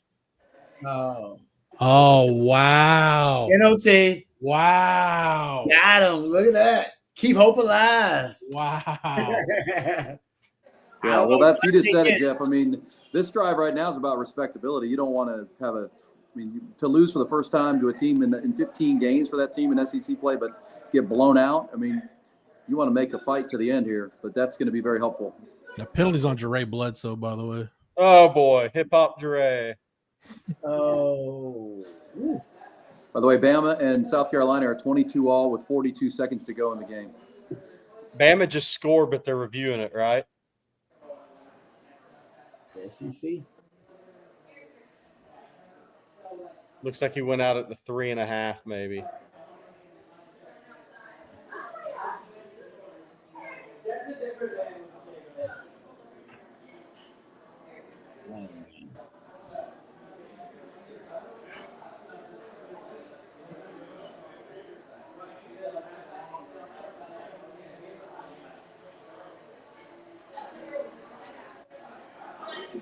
So a little 5-yard run on first down here. You knew you wouldn't be a run on second down after gaining 5. No way. No chance. Nah, no chance. No chance. No. That would be running the ball a little too much. By the way, I don't want to pour salt in the wound. I just want to point out the last time the preseason AP #1 finished unranked was 2012 USC, and Lane Kiffin got tarmacked the next year. Yeah. Yep, I remember that. I'm not implying anything. I'm just stating a fact. It's a good play by Trey Weiser there. Yeah, that's shades of the Oklahoma game there with that cutback on the little dump off. And obviously, the Longhorns need points quickly here. Good play. Good throw. Good throw. Yeah, I mean we're beyond it. You just gotta get first downs. It doesn't matter how you do it at this point. The clock's you're up against the clock. Yeah, you need to score quickly. Actually, you need a bomb here pretty soon. You need to score fast. Yeah. Well, and then can you get a stop? You may as well onside kick it at this point. I agree with Jerry. Jerry, that's not a bad idea. Yeah, I agree with Jerry on that one. At this point, yeah. All right, so Bama did score. They reviewed it, and that's going to be a touchdown. Bama unbeaten in SEC play. It looks like Texas trying to drive here. That's a bad throw. Yeah, a little high. Not there. Yeah, a lot.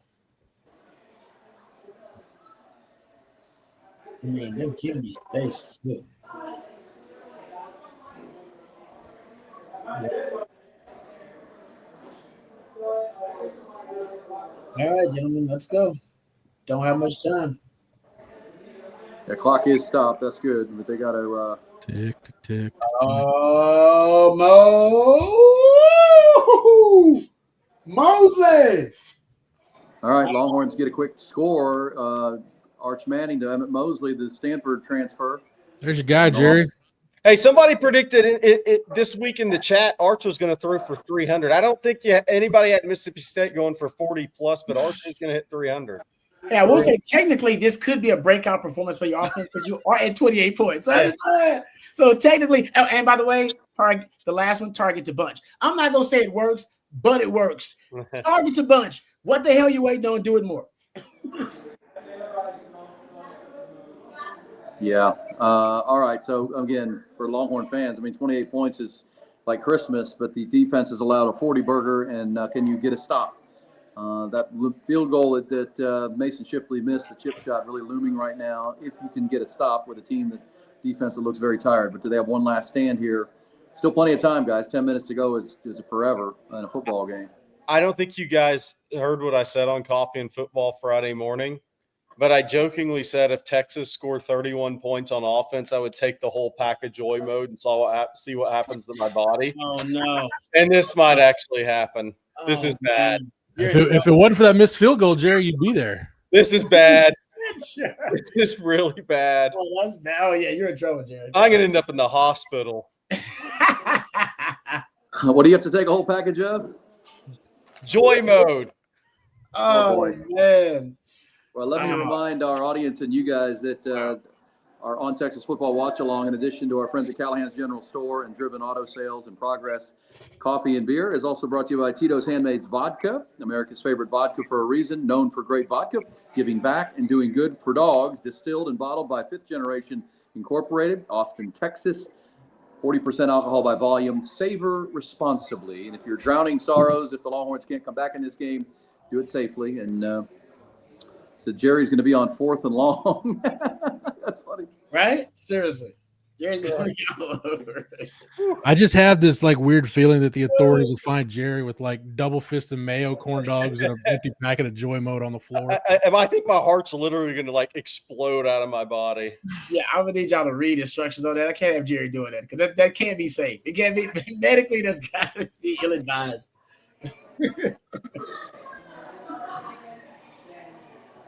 But I would have taken that bet too, Jerry. I did not think they would get to. I think they'd get to 28. Honestly, I think I had them at 20. So I had 19. I honestly did not think this offense would break 20 points today. Yeah, predicting Texas football is tough these days. But think about it, guys. It's panic mode again, and it's like when they really needed the offense to be functional, it wasn't after the early touchdown, and it just let this defense, who's already tired coming in. It's just it's explosive, but it's just not function. It doesn't function well to maintain drives. That's why time of possession is where it is and plays run. But they're showing fight. There's something there, but you're still 10 points down with 9 minutes to play. Can you get a stop, Rod? What's your defensive mindset here?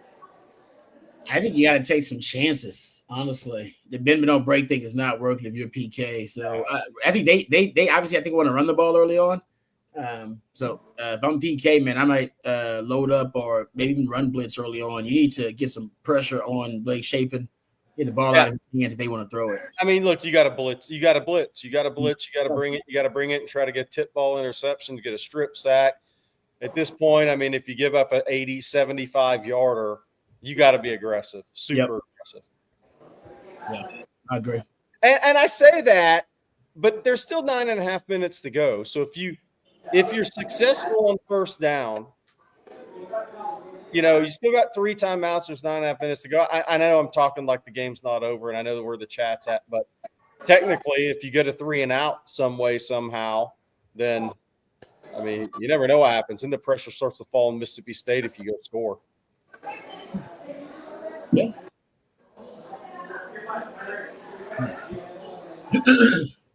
By the way, Alabama won 29-22.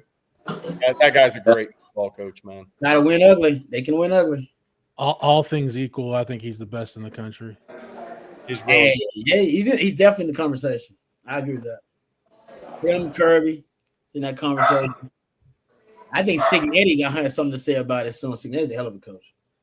I mean, they destroyed UCLA. You said it though, Jerry. You were like, this little fairy tale is over. Dose of reality. UCLA had 6 sacks and 1 interception in 7 games. They had no chance today. Yeah. If you can't turn Indiana over, good luck. All right, here comes the defense trying to make a play on second down. All right. There's going to be might be a flag on the play. Looks like they're going to be holding there. That's going to help Texas a lot. Good pressure, good coverage in the back end. And that's another thing, Rod. They need to tighten up this coverage and not leave these little easy passes. Yeah, I'll give it up for PK. He is bringing some pressure, though, just like we said. But you're right. At this point, I don't know why they're so far off and in backpedaling. Yeah. Yeah. I mean, safeties have been off 17 to 20 yards at snap the whole game, Rod. It's way too much cushion. Way too much cushion.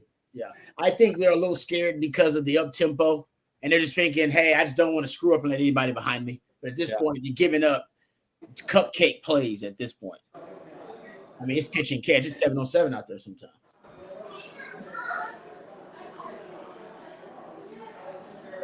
Look how far off it is. Yeah, look at it. Oh, PK, good for you. See, PK, he's listening. PK adjuster. You're right, Jeff. He makes adjust. You can watch PK adjust real time. Yeah. Oh, Anthony Hill comes free and on a blitz overpowered it and overloaded the line, and now it's going to be there's the Longhorn stop with 8:32 to go. First sack of the season. Because PK knew, he's like, man, these guys ain't gonna hold. My coverage ain't gonna hold up. These DBs are not gonna hold up if I let this guy have too much time. We got to force the issue. That's exactly what he did that drive. He forced the issue. Now you need a quick score. Oh, Niblett's got some room. They were not afraid of Niblett, though. They kicked to Niblett several times. I was wrong about that. I thought they might kick away and just make Texas drive the field. No, they kicked to him multiple times. I was wrong about that, too.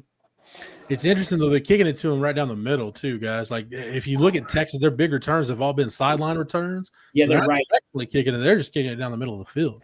That's a good point, Jeff. You're right. It's always like, I think it's wide. I think even right returns most of the time. Yeah. All right, 8 minutes to go. What will Rod and the crew be talking about on the postgame show? Is it horrible loss? There could be a win to talk about. We'll see. Yeah, we don't know. Exactly. We don't know. We have no idea. A lot of work to do here, but Arch Manning, who threw for 300 yards against Mississippi State last year, 326, is approaching 300 yards now. Ryan Wingo's having a huge game.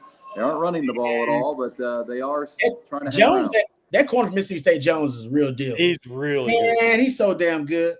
He's just running step for he is like step for step with Ryan Wingo.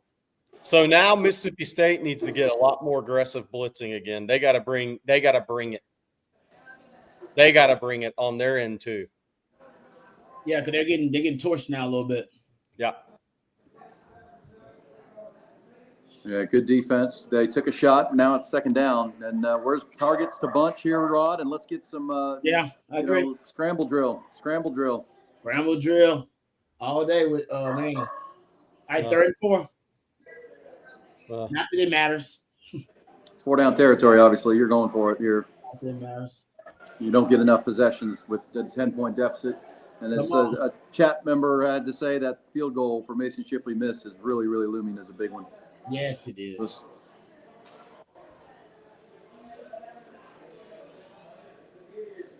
Oh, okay, I like it. I'm cool with that.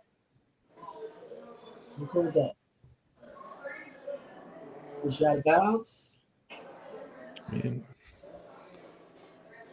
DeAndre Moore on a big third down catch, and now the Longhorns in business out to the 43-yard line. What? I guess I understand. I mean, you got good yards. I can't complain. Start going to run it when you don't want them to run it. Guys, hilarious. Still plenty of time to run the ball, and obviously, you're now into field goal range. I know if you trust Mason Shipley, you get bogged down. Now you can kick a field goal and make it a one-score game if you need to, and you hopefully get another stop. But this drive has been a successful one to this point if you don't take a negative play or turn the ball over now. Oh, what they going to call here? Flag on the play. There's a flag on the play. They going to call PI? Holding? PI. Yeah, I think they're going to call holding or ball was in the air, so I think they're going to call pass interference, which will be 15 yards would be my guess. Oh, no, it's on the offense. Offsetting. All right, well, that's just do it again on 3rd and 1. That's good. They must have been fighting out there, him and Livingston, the DB. They called it on both of them.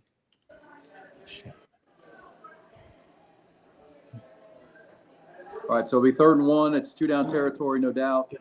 Yeah, I think they got Trevor Gooseby for a hold. It's saying Jaden Chadden.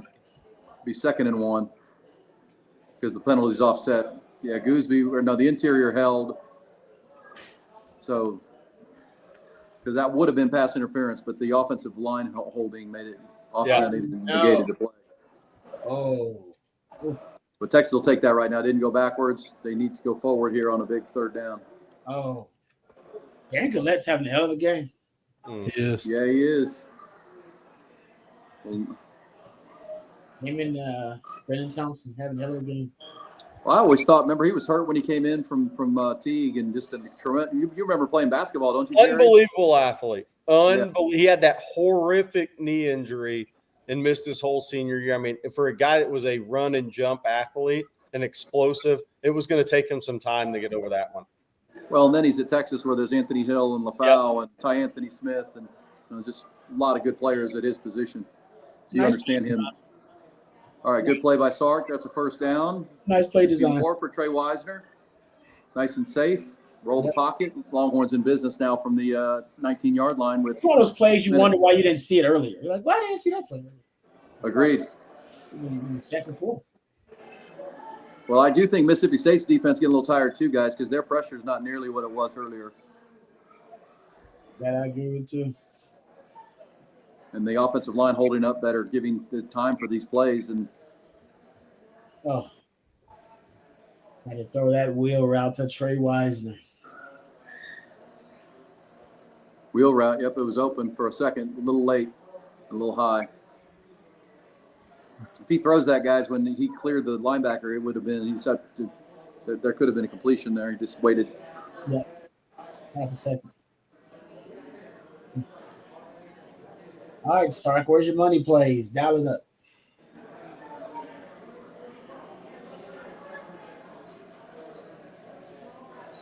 Texas 3 for 5 in the red zone today. Ooh, that was what do you always say, Rod? Players, not plays in these instances, right? Man, when you target Parker Livingston, good things happen. Yes, sir. But down here, they get that route. They get that route like 3 or 4 times. I don't see this game. Same concept, too. I mean, Livingston, 5 targets. He's got 4 catches for 22 yards and 2 touchdowns. Oh, that was so close. Damn it. That was close. Oh, that was so close. Well, you're getting to see for the first time in a while, there's a pocket on every play for Arch. He's back there with time to throw, and he could have thrown it out to Wisner in the flat, and he was wide open, but he tried to thread the needle. Well, there was a linebacker out there with him, so Endries. Now it's 2nd and goal or 2nd and 5 from the second and goal from the 5. Good D.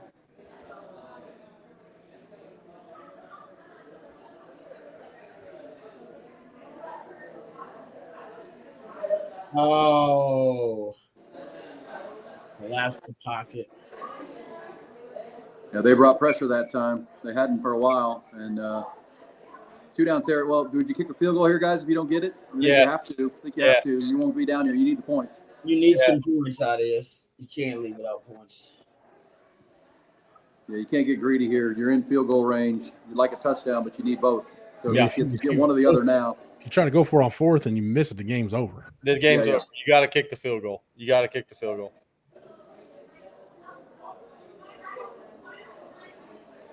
Oh, I don't know. If Rockets is ahead of us. Oh, Wingo, another one. Wow. Yeah, he schemed him open. Target to motion, too. Target to motion. You can get open for him. It's Wingo's 3rd drop today. Dang. Yeah, Wingo's they got 5 catches for 184 yards and has had the big plays of the game, but he's also dropped 2-3 balls that he has to catch. That's he should have 200. He should have 215 yards receiving or more. At least. At least. That unbelievable. That was there. That was there. That was there. That was there. It was there. Like, it would have been him. You got to beat one guy, and that's easy to do sometimes when you're right there close to the red zone. When you can see pay dirt like that, that's probably why he dropped it. He saw pay dirt. He saw it. Yes, QWERTY. Colin Simmons strip sack. That's what this is going to come down to. Well, they need something like that. They need a big play. I don't believe they forced a turnover today on defense. That's a good one. I'm jumping out. Get ready for the post game, guys. I hope hopefully try to win. We'll see. All right, gentlemen. See you, Rod. Well, this group found a way last week with a wretched offensive performance. So far, this one, it's the defense that's out of gas, and without Michael Taft not playing their best. But the offense is fighting back. They were down 38 to what do we get to? 38-17, and the Longhorns have rallied for back-to-back touchdowns. And here we are at 38-31, and plenty of time. 4:14 to go. A stop, and the Longhorns could get the ball back, but they got to get a stop. Those have been hard to come by since the early stages of this game for Texas. Last defensive stand with Anthony Hill on a sack. They brought pressure. We'll see. I like Rod's. By the way, 31 points, Jerry. Yeah. Oh, Jerry. Yeah. You got it? 10 packets of this. Man. What is joy mode? You got to tell me what joy mode is. Is it like what? Sexual performance booster. Oh, Lord. Supports healthy blood flow. Yeah. Yeah, the read is amazing. And whoo, man, do I walk myself in the one now. Everybody keep Jerry in your thoughts and prayers. Yeah. Yeah. We're gonna start calling you Jerry the Boner. I mean, I don't know. I mean, is my heart gonna explode? I hope not. I would consult your doctor before you settle that bet, and I think there could be an out. Maybe I'll wait until after to see how the Duke Texas basketball game's going. They're off week. Golly. All right, 28-yard field goal, our fourth quarter here on the On Texas Football Watch Along, Watch Live on YouTube is brought to you by Callahan's General Store. The Progress Coffee and Beer in a great spot where I'm at right now. They're having a great time out there. We're hoping the Longhorns can find a comeback. Progress is in Buda, Texas, right off of the feeder road, right east of 35, across from Cabela's on 2001. Great spot. So also Callahan's General Store. Appreciate them. Driven Auto Sales. Get on there and check that out. Jerry, I repeat, I'm a doctor, and that is a really bad idea. This is the best comment in the history of On Texas Football. Saved my life. Somebody says call Charlie Sheen for advice.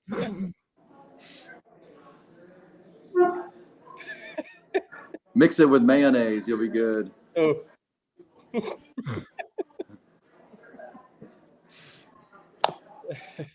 Jerry's woman is going to be get away from me.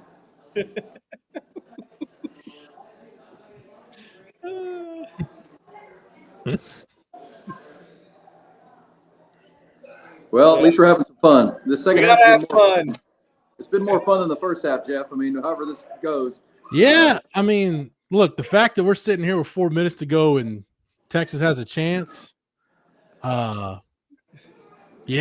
They rallied for 17 points, and here we are to get back in the game.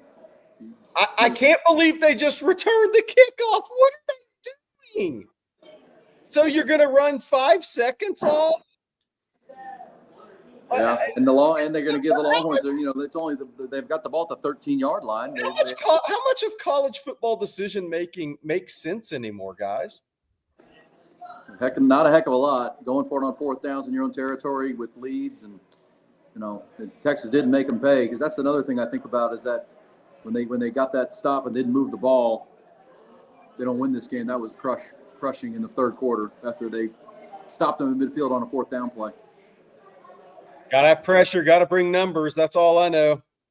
Yeah, they got to heat them up here and just hope they can hold up in coverage. That was a light box on first down with 4 minutes to go. What are we doing? That was a light box on defense on first down with 4 minutes to go. What in the hell play call was that?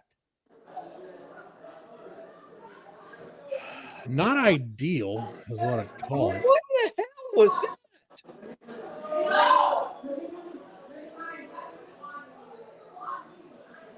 Third and 1 coming up. That's unbelievable. Yeah, they're playing like bend but don't break defense when they need a stop. I think they're worried about getting beat over the top again, and they just want to win a first down play and try to get a stop. But Jeff Lebby's going to take as much clock as he can now. But can you get a stop here on third down? They'd have to punt if you can win one down here. Bring some extra people. Gilbo and McDonald did a hell of a job on that short catch by Brennan Thompson. Look at Blake Shapen, a veteran quarterback, going to take this clock all the way to the end, which is smart. Use every second. They're actually going to take a timeout, guys. This is a big third down play. Yeah. Obviously, they're all big.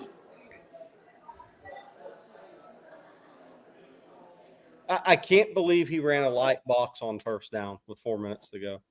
Defensively. That was interesting. Yeah, I mean, right after, the previous drive was very effective at getting the crowd in the box and ended up with an Anthony Hill sack. But this third down is obviously critical. Longhorns have been very good in short yardage today. We'll see if they have something. Jeff Lebby team needs a first down. You get a first down, you force Sark to start having to use his timeouts. We're approaching that. You still have the 2-minute warning and 3 timeouts, but so you could afford this first down, but then not one more.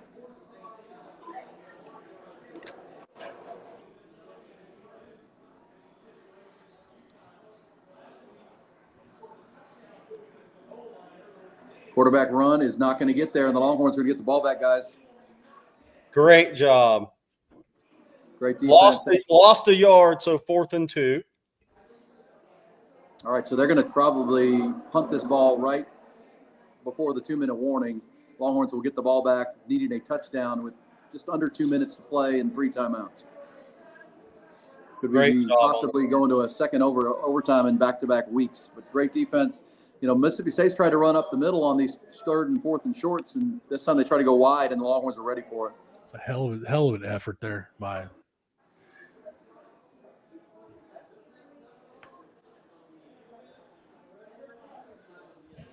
All right, Ryan Niblett's been the hero the last couple of weeks. This is another great punt. Outkicked Look the out. coverage. He outkicked the coverage.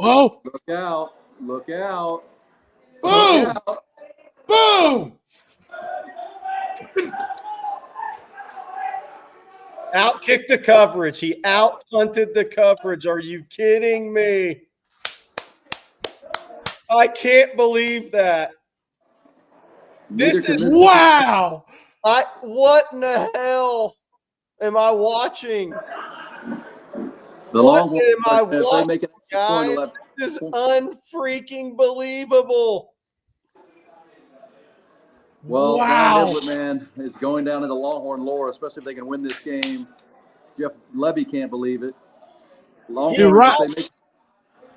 if they make this extra point, they'll have scored 24 points in the 4th quarter and will tie the game. Well, listen, guys, I mean, now strategy-wise, you can use your 3 timeouts to try to get a stop and win this game in regulation. Obviously, Mississippi State's got to get aggressive again because it's now 38-all. But joy mode engaged, Jerry. Full on. Yeah. Wow. That's unbelievable. All right, so guys, Dude, I might have a heart attack and die at the end of this game. The joy mode may never make it into my body. Dude, Ryan Niblett can run for governor right now and win, man. I'm serious. They out-punted the coverage. he's had some great punts today. I mean, that was about a 60-yard punt in the air. I mean, it was boomed. And so now, guys, listen, now you come back on the field with your defense. If you get a stop and use 3 timeouts, you can try to win this game in regulation. This is nuts. Wow. Sorry, Give Sark's paycheck. has nothing to do with joy mode, but this is nuts. Wow. Wow. All right, 24 points in the 4th quarter. Longhorns have come all the way back from 38 to 17 down. They now have tied this game. And, again, they've got 3 timeouts. So Mississippi State is going to try to go get a field goal. Their field goal unit has not been great in this game. Texas has blocked the kick. This is coming to brass tacks now. Can you get us – because now you can use those timeouts, guys. If you can mount – if PK comes with some aggressive blitzes or overloads and tries to create a negative play, you can now get this ball back and try to win it with a field goal at the end of the regulation. That's what that punt return means. You needed a touchdown. Now you have it. Now you can play, again, 38-all. What else can you ask for? And the defense, guys, making plays. You're in the 4th quarter. I mean, I don't have words, man. I don't have freaking words, man. Yeah, Jeff Levy's been playing with fire. He's been punting it to Niblett in the middle of the field all game. I guess he didn't believe it after the Oklahoma game and then Kentucky. Sir, is Rod's title of the greatest number 21 in the history of Texas football, is it in jeopardy now? It is. It is right now. Yeah, wow. Man. That's one of the most exciting moments of. We've been doing this on Texas Watch Along for 3 seasons now. Some college football playoff games. That was pretty fun. But it's got to lead to a win, guys. At this point, moral victories aren't on the road against Mississippi State. Ain't going to win the game. You got to win the game.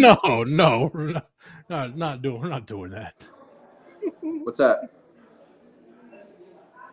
Moral victories on the road. We're not.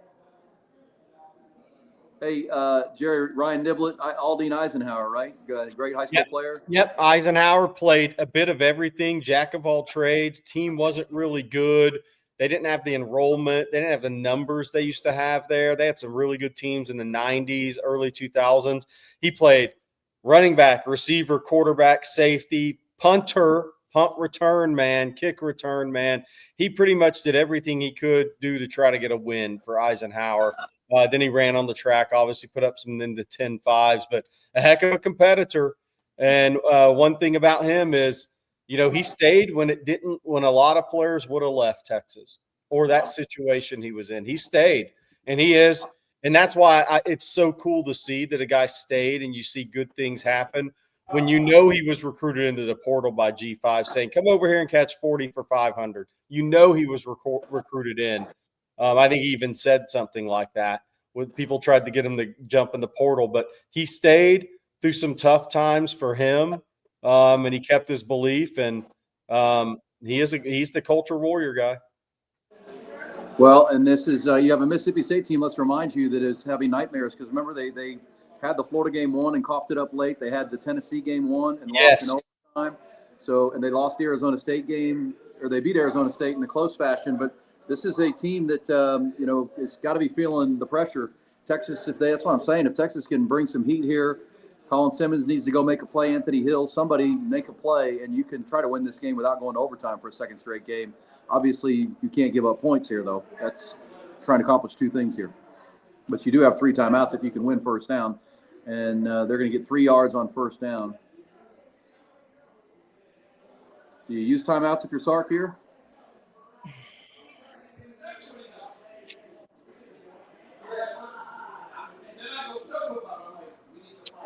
Got to make a play here. Yeah. Try to force the issue.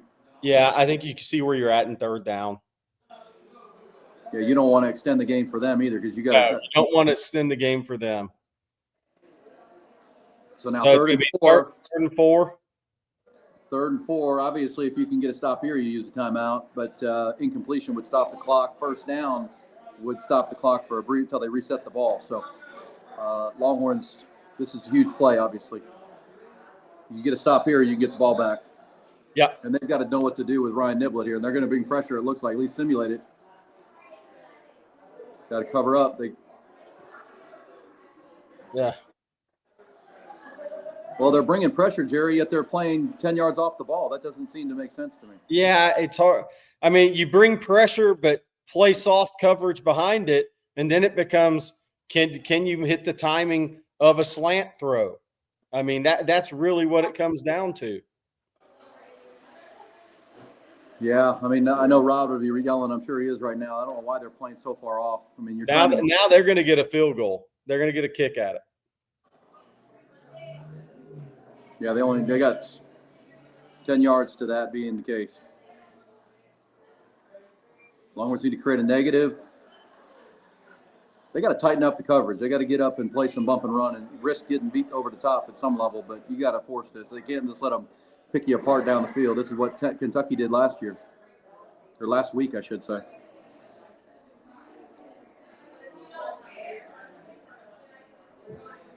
So we're coming up on Texas defense has played 81 snaps, second week in a row, 81 snaps in regulation. Texas has run 75 plays.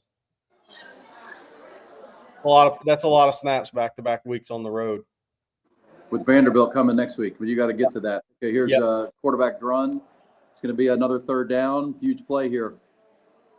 3rd and 6. They're not yet to field goal range. They're close. So you're wondering, this is putting Jeff Levy in a box here. You're 2-down territory here probably, but at the same time, could the Longhorns create a negative play, and then they really have a decision to make? I think if you get where you're at the 42, I think if you get to the 39 here, you're going to try to kick the 56-yarder. He's made a 55-yarder this season, so they probably think he's got a shot from 57. So if you can get a couple of yards here, they're going to give it a kick. Oh, ball on the ground. Longhorns going to get a chance. At least we're going to overtime because Anthony Hill, boy, that ball came loose. And so they're not going to get a field goal opportunity. Nope. And there's still a chance here. Well, the Longhorns don't have enough time now, but now it's going to sure overtime. Great play by Anthony Hill on back-to-back drives to force the negative. And they got to punt to Ryan Niblett, I guess. Would they dare?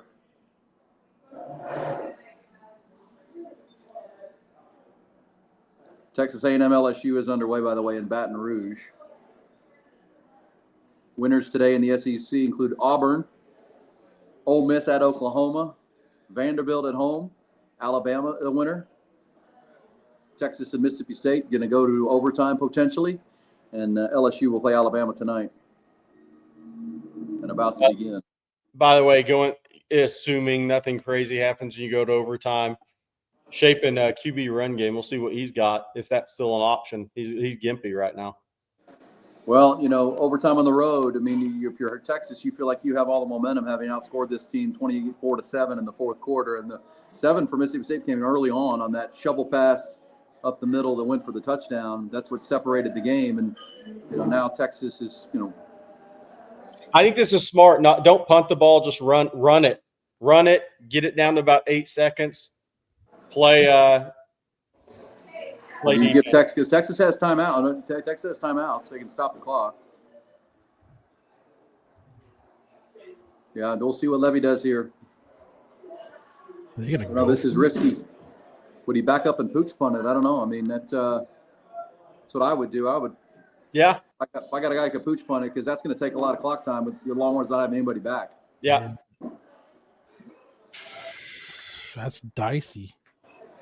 That's very dicey. Yeah, because with 13 seconds, if Longhorns can stop the clock, they hit one pass, you could get Mason Shipley on the field for a potential game-winning field goal. And a flag. All right, so here comes that man again, Ryan Niblett. Yep, they took the delay game. Yeah, they took the delay. Thought about it. Took the delay. Well, Jerry, in that situation, okay, maybe wouldn't you just kick it into the end zone, take the touchback, and make them take it out at the 20? Yes. Well, yeah. Like, do not rough the punter. Do not rough the punter. I mean, surely they're just going to punt the ball into the stands about the 20-yard line. Surely. I don't see what else they would do. I mean,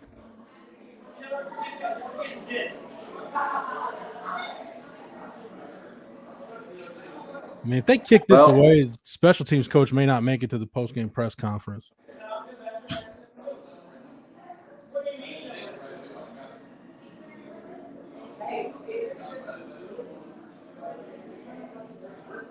All right, this was a 38-21 ball game. The Longhorns have rolled, or no, is it 38-17?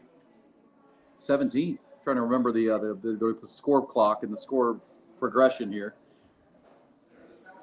But here we are. It was 38-20. It was 38-21 at the 12:29 mark of the fourth quarter. Yeah, that was after the little shovel pass throw, and they're going to down this ball. Longhorns will be happy to go to overtime. Well, here's the crazy thing. The ball's at the 1. You got to run one play and get forward yards. You cannot get a safety here, else game's over. Yeah, they're going to just run a quarterback sneak here and run Better the just run QB sneak, just fall down. But you got to execute you got to take the exchange, not fumble the ball there. But all they got to do is do a tush push and fall forward. Yes, exactly.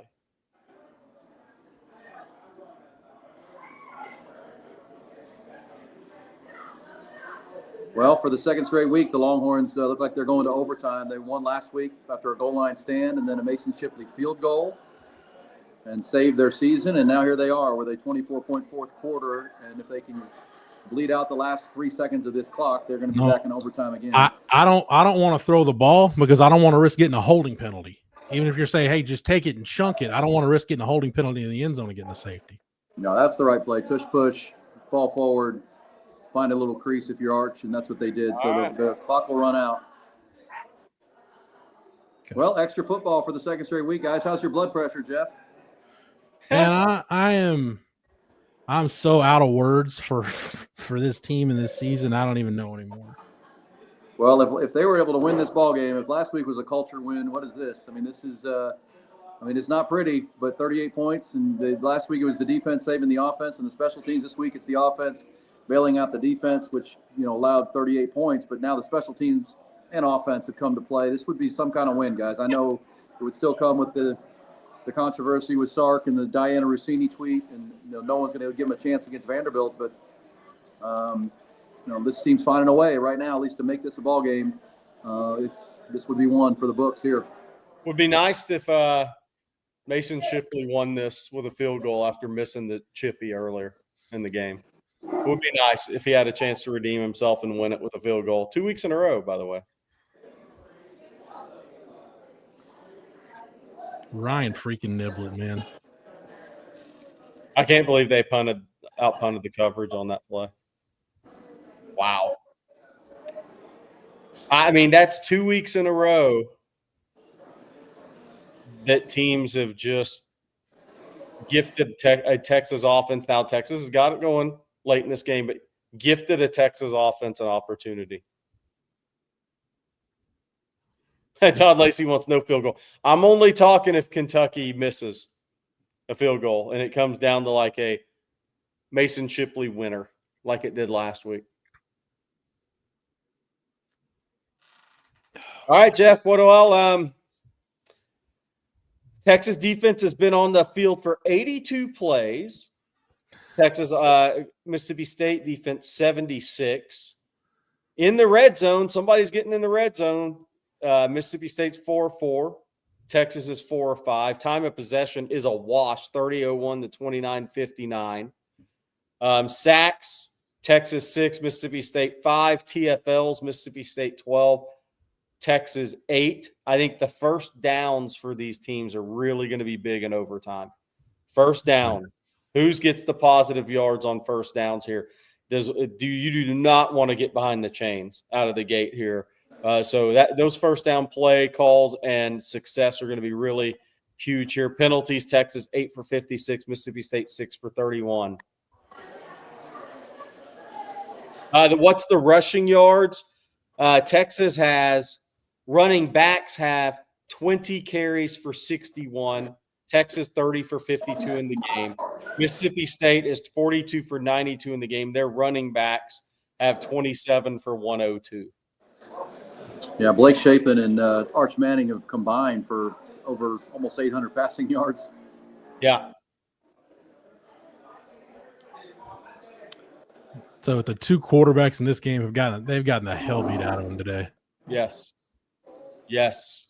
Let's see what Blake Shapen. I'm sure he's shook off the limp by now. But we'll see what he looks like. His QB run game even a possibility with him in this overtime? I'm sure it would be, but he won't be at 100%.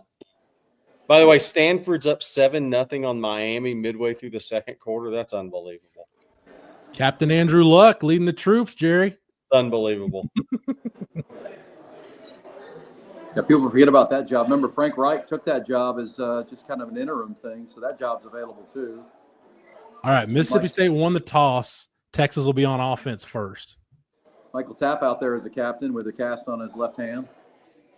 Good to see Will Matthews make the telecast. What's up, There Will? Talk to you Thursday.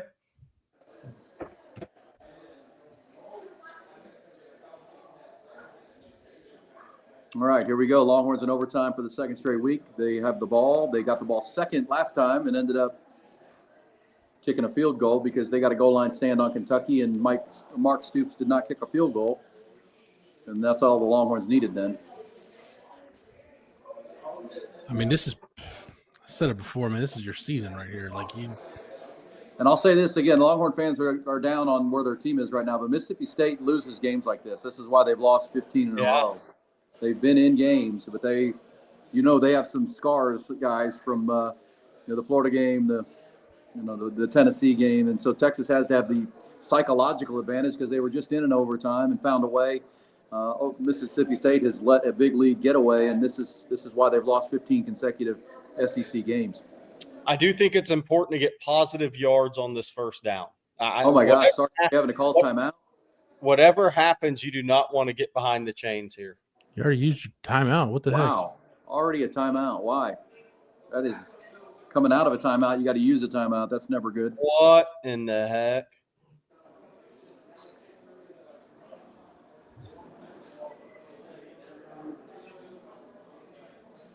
All right, so, I mean, hey, you rather get the play right than run a bad play. If Sark saw something in the alignment or, whatever, what you can't have here is negative plays because you at least have to come out with a field goal on this drive to give yourself a chance. By the way, one of the changes in this game, Aaron, was A.J. Milwee had been on the field. He moved up to the box for this game to have some eyes in the sky for Sark.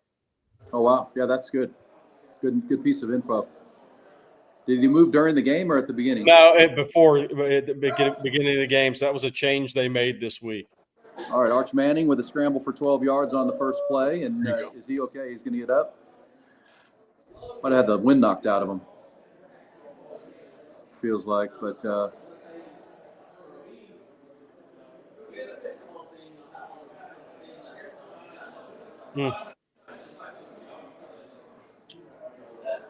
All right, Arch Manning dove for the first down.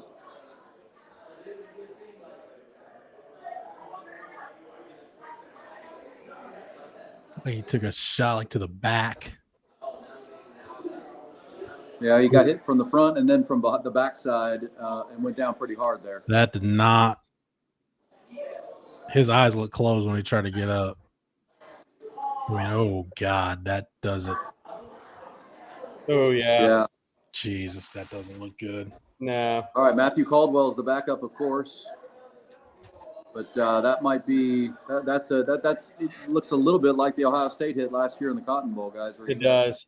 As he's diving, he got hit pretty hard. Yeah, he's stumbling off the field here. Yeah.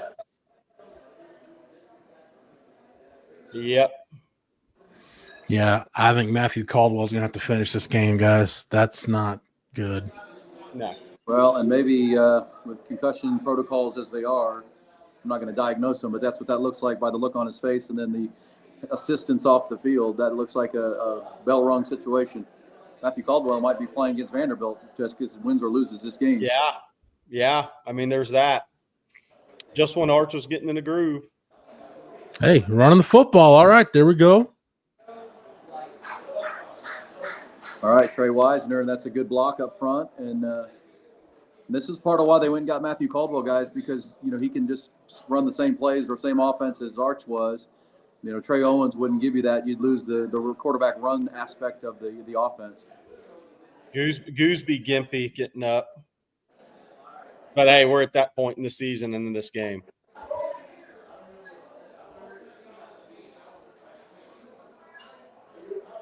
Movement at the line on 2nd and 2. By the way, and I'm just throwing this out there because you never know. That was. By the way, I'm throwing it out there because just you never know. Missouri's on QB3 right now. Anything happens to Caldwell, KJ Lacey's in the football game, guys. That was just mass confusion. Yeah, that's a backup quarterback in the game trying to – remember, he's got to set the line calls. He's got to let Connor Robertson know headset communication. This is new for him too, especially in a pressure situation like this.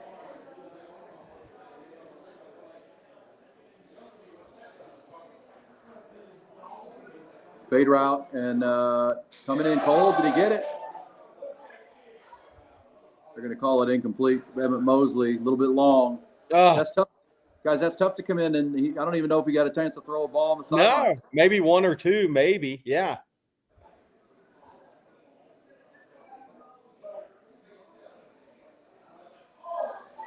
Boy, that's close, guys. They're reviewing it. They're going to review this. If he controlled it to the ground, guys, that's going to be a touchdown. Okay. His foot was down. He had control, and if he controlled it to the ground, that's a touchdown. That's a touchdown. I mean, that's a hell of a catch. That's a touchdown, and that is you're right, Jerry. That's a hell of a catch by Mosley. I mean, he controls this, doesn't he? Yes. Well, I didn't see it all the way to the ground, but boom. He has a foot in with control of the ball, and he never lost control of that ball. That's a hell of a catch. That's a touchdown, boys. All right, so the Longhorns have scored, what is that, 24 unanswered points now. They go from 38-21 down to now, if this counts and they kick an extra point, they're going to be up a touchdown and a defensive stop away from back-to-back overtime wins. That's going to be a touchdown. Great catch. Emmett Mosley. Woof. Man, they find a way to win this game, guys. This is some kind of jolt. By the way, that's two of your spring portal pickups potentially getting you a score in overtime.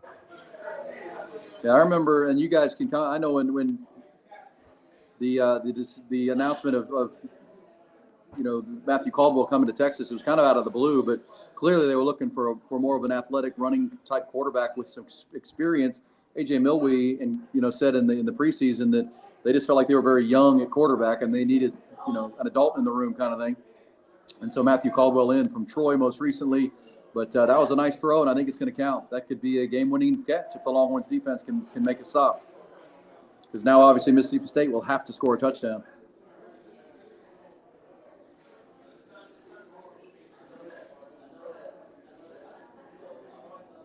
And guys, when in overtime for this Texas defense, that is again on the field a lot. So the you rule don't on have to worry field about overturned, so it's a touchdown. Yeah, you don't want to kick a field goal here, Aaron. That's the one thing you don't want because your defense is tired. Well, and so the touchdown's huge. It's going to count, guys. And now your defense, you guys, you don't have to worry about getting beat deep over the top by Brendan Thompson. Yes. You can come and attack a little more. Yeah. Yeah, you can be aggressive. Wow. Wow. Hey, by the way, I'm off the hook. I said if Texas scores 31, joy mode. Now we're in the past the 30s. Dude. All right, well, there you go. And that's what I was saying there with the Longhorns. The defense has been playing so soft. You can come up and play some tighter coverage now, especially as you get closer to the end zone and try to let your pass rush win and create a negative play here because the negative play in overtime is massive.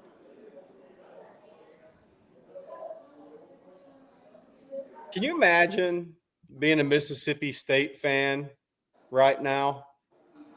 No. I mean, they've lost 15 in a row and they're 20 points in this game. Yeah. I don't want to say the whole thing flipped on that Jere Bledsoe roughing the passer on Arch on that failed fourth down. But it kind of did. But the damn thing felt like it flipped. Yeah. Well, that gave Texas life. That would have been the end of drive, and they were the game was over. In the water, yeah. And that extended the drive. They went and scored, and here we are. That was the beginning of the comeback. Yeah, ski break, never a doubt. Jerry, I said earlier, this feels like 2010. The other season it could feel like is 2013, where that team was a mess, and somehow, man, they had that run in Big 12 play where they just kept finding ways to Longhorns win. Got a break there. Receiver was open and just yes, that may have been a walk-in if he hits him in stride, leads him. All right, so now second down, huge second down here. Yeah, that was a walk-in. Wow.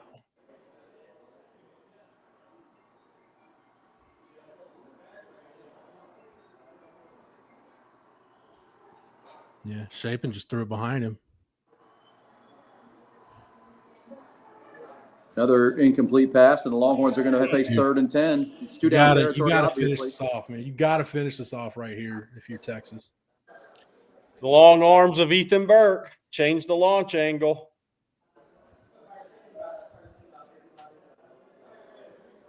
All right, it's a 2-down territory situation, so they don't need all 10 here. So anything underneath is still available to Mississippi State. Got to cover that. And then, gosh, a sack of some kind or a negative play would be massive here, obviously. By the way, Aggie scored a touchdown early on against LSU at LSU. You gotta finish. You gotta finish it right here. 4th and 10. There it is. Pressure. Is it going to be a sack? But Blake Shapen may be hurt, guys. Colin Simmons delivered a blow. It was legal. Oh. And wow, I mean that. Oh my God! I just saw it. He's all right. He's just. Whew. How the hell did he get up after that? He's going to be in the cold tub all week. Oh, lucky he got the ball off. It was almost going to be a fumble. He just got it off as the contact was made. Longhorns dude, almost are they had going to get? They're not going to do roughing the passer here, are they? No. All right, 4th and 10. This is the ball game.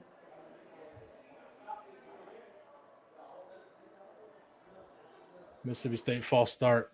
False start's going to back up 15 yards. Longhorns got to stop a 4th and 15 to win back-to-back games on the road in overtime.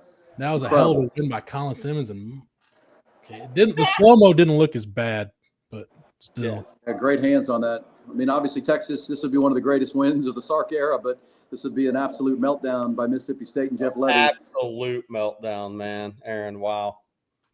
Yeah. Arch Manning's injury. We'll keep an eye on that. But if they can get a stop here, they don't have to worry about playing offense again, and they'll get on the plane with a win.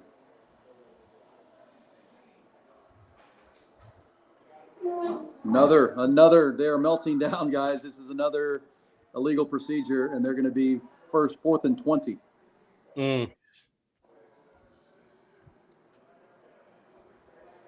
All right, NASCAR package, right, guys?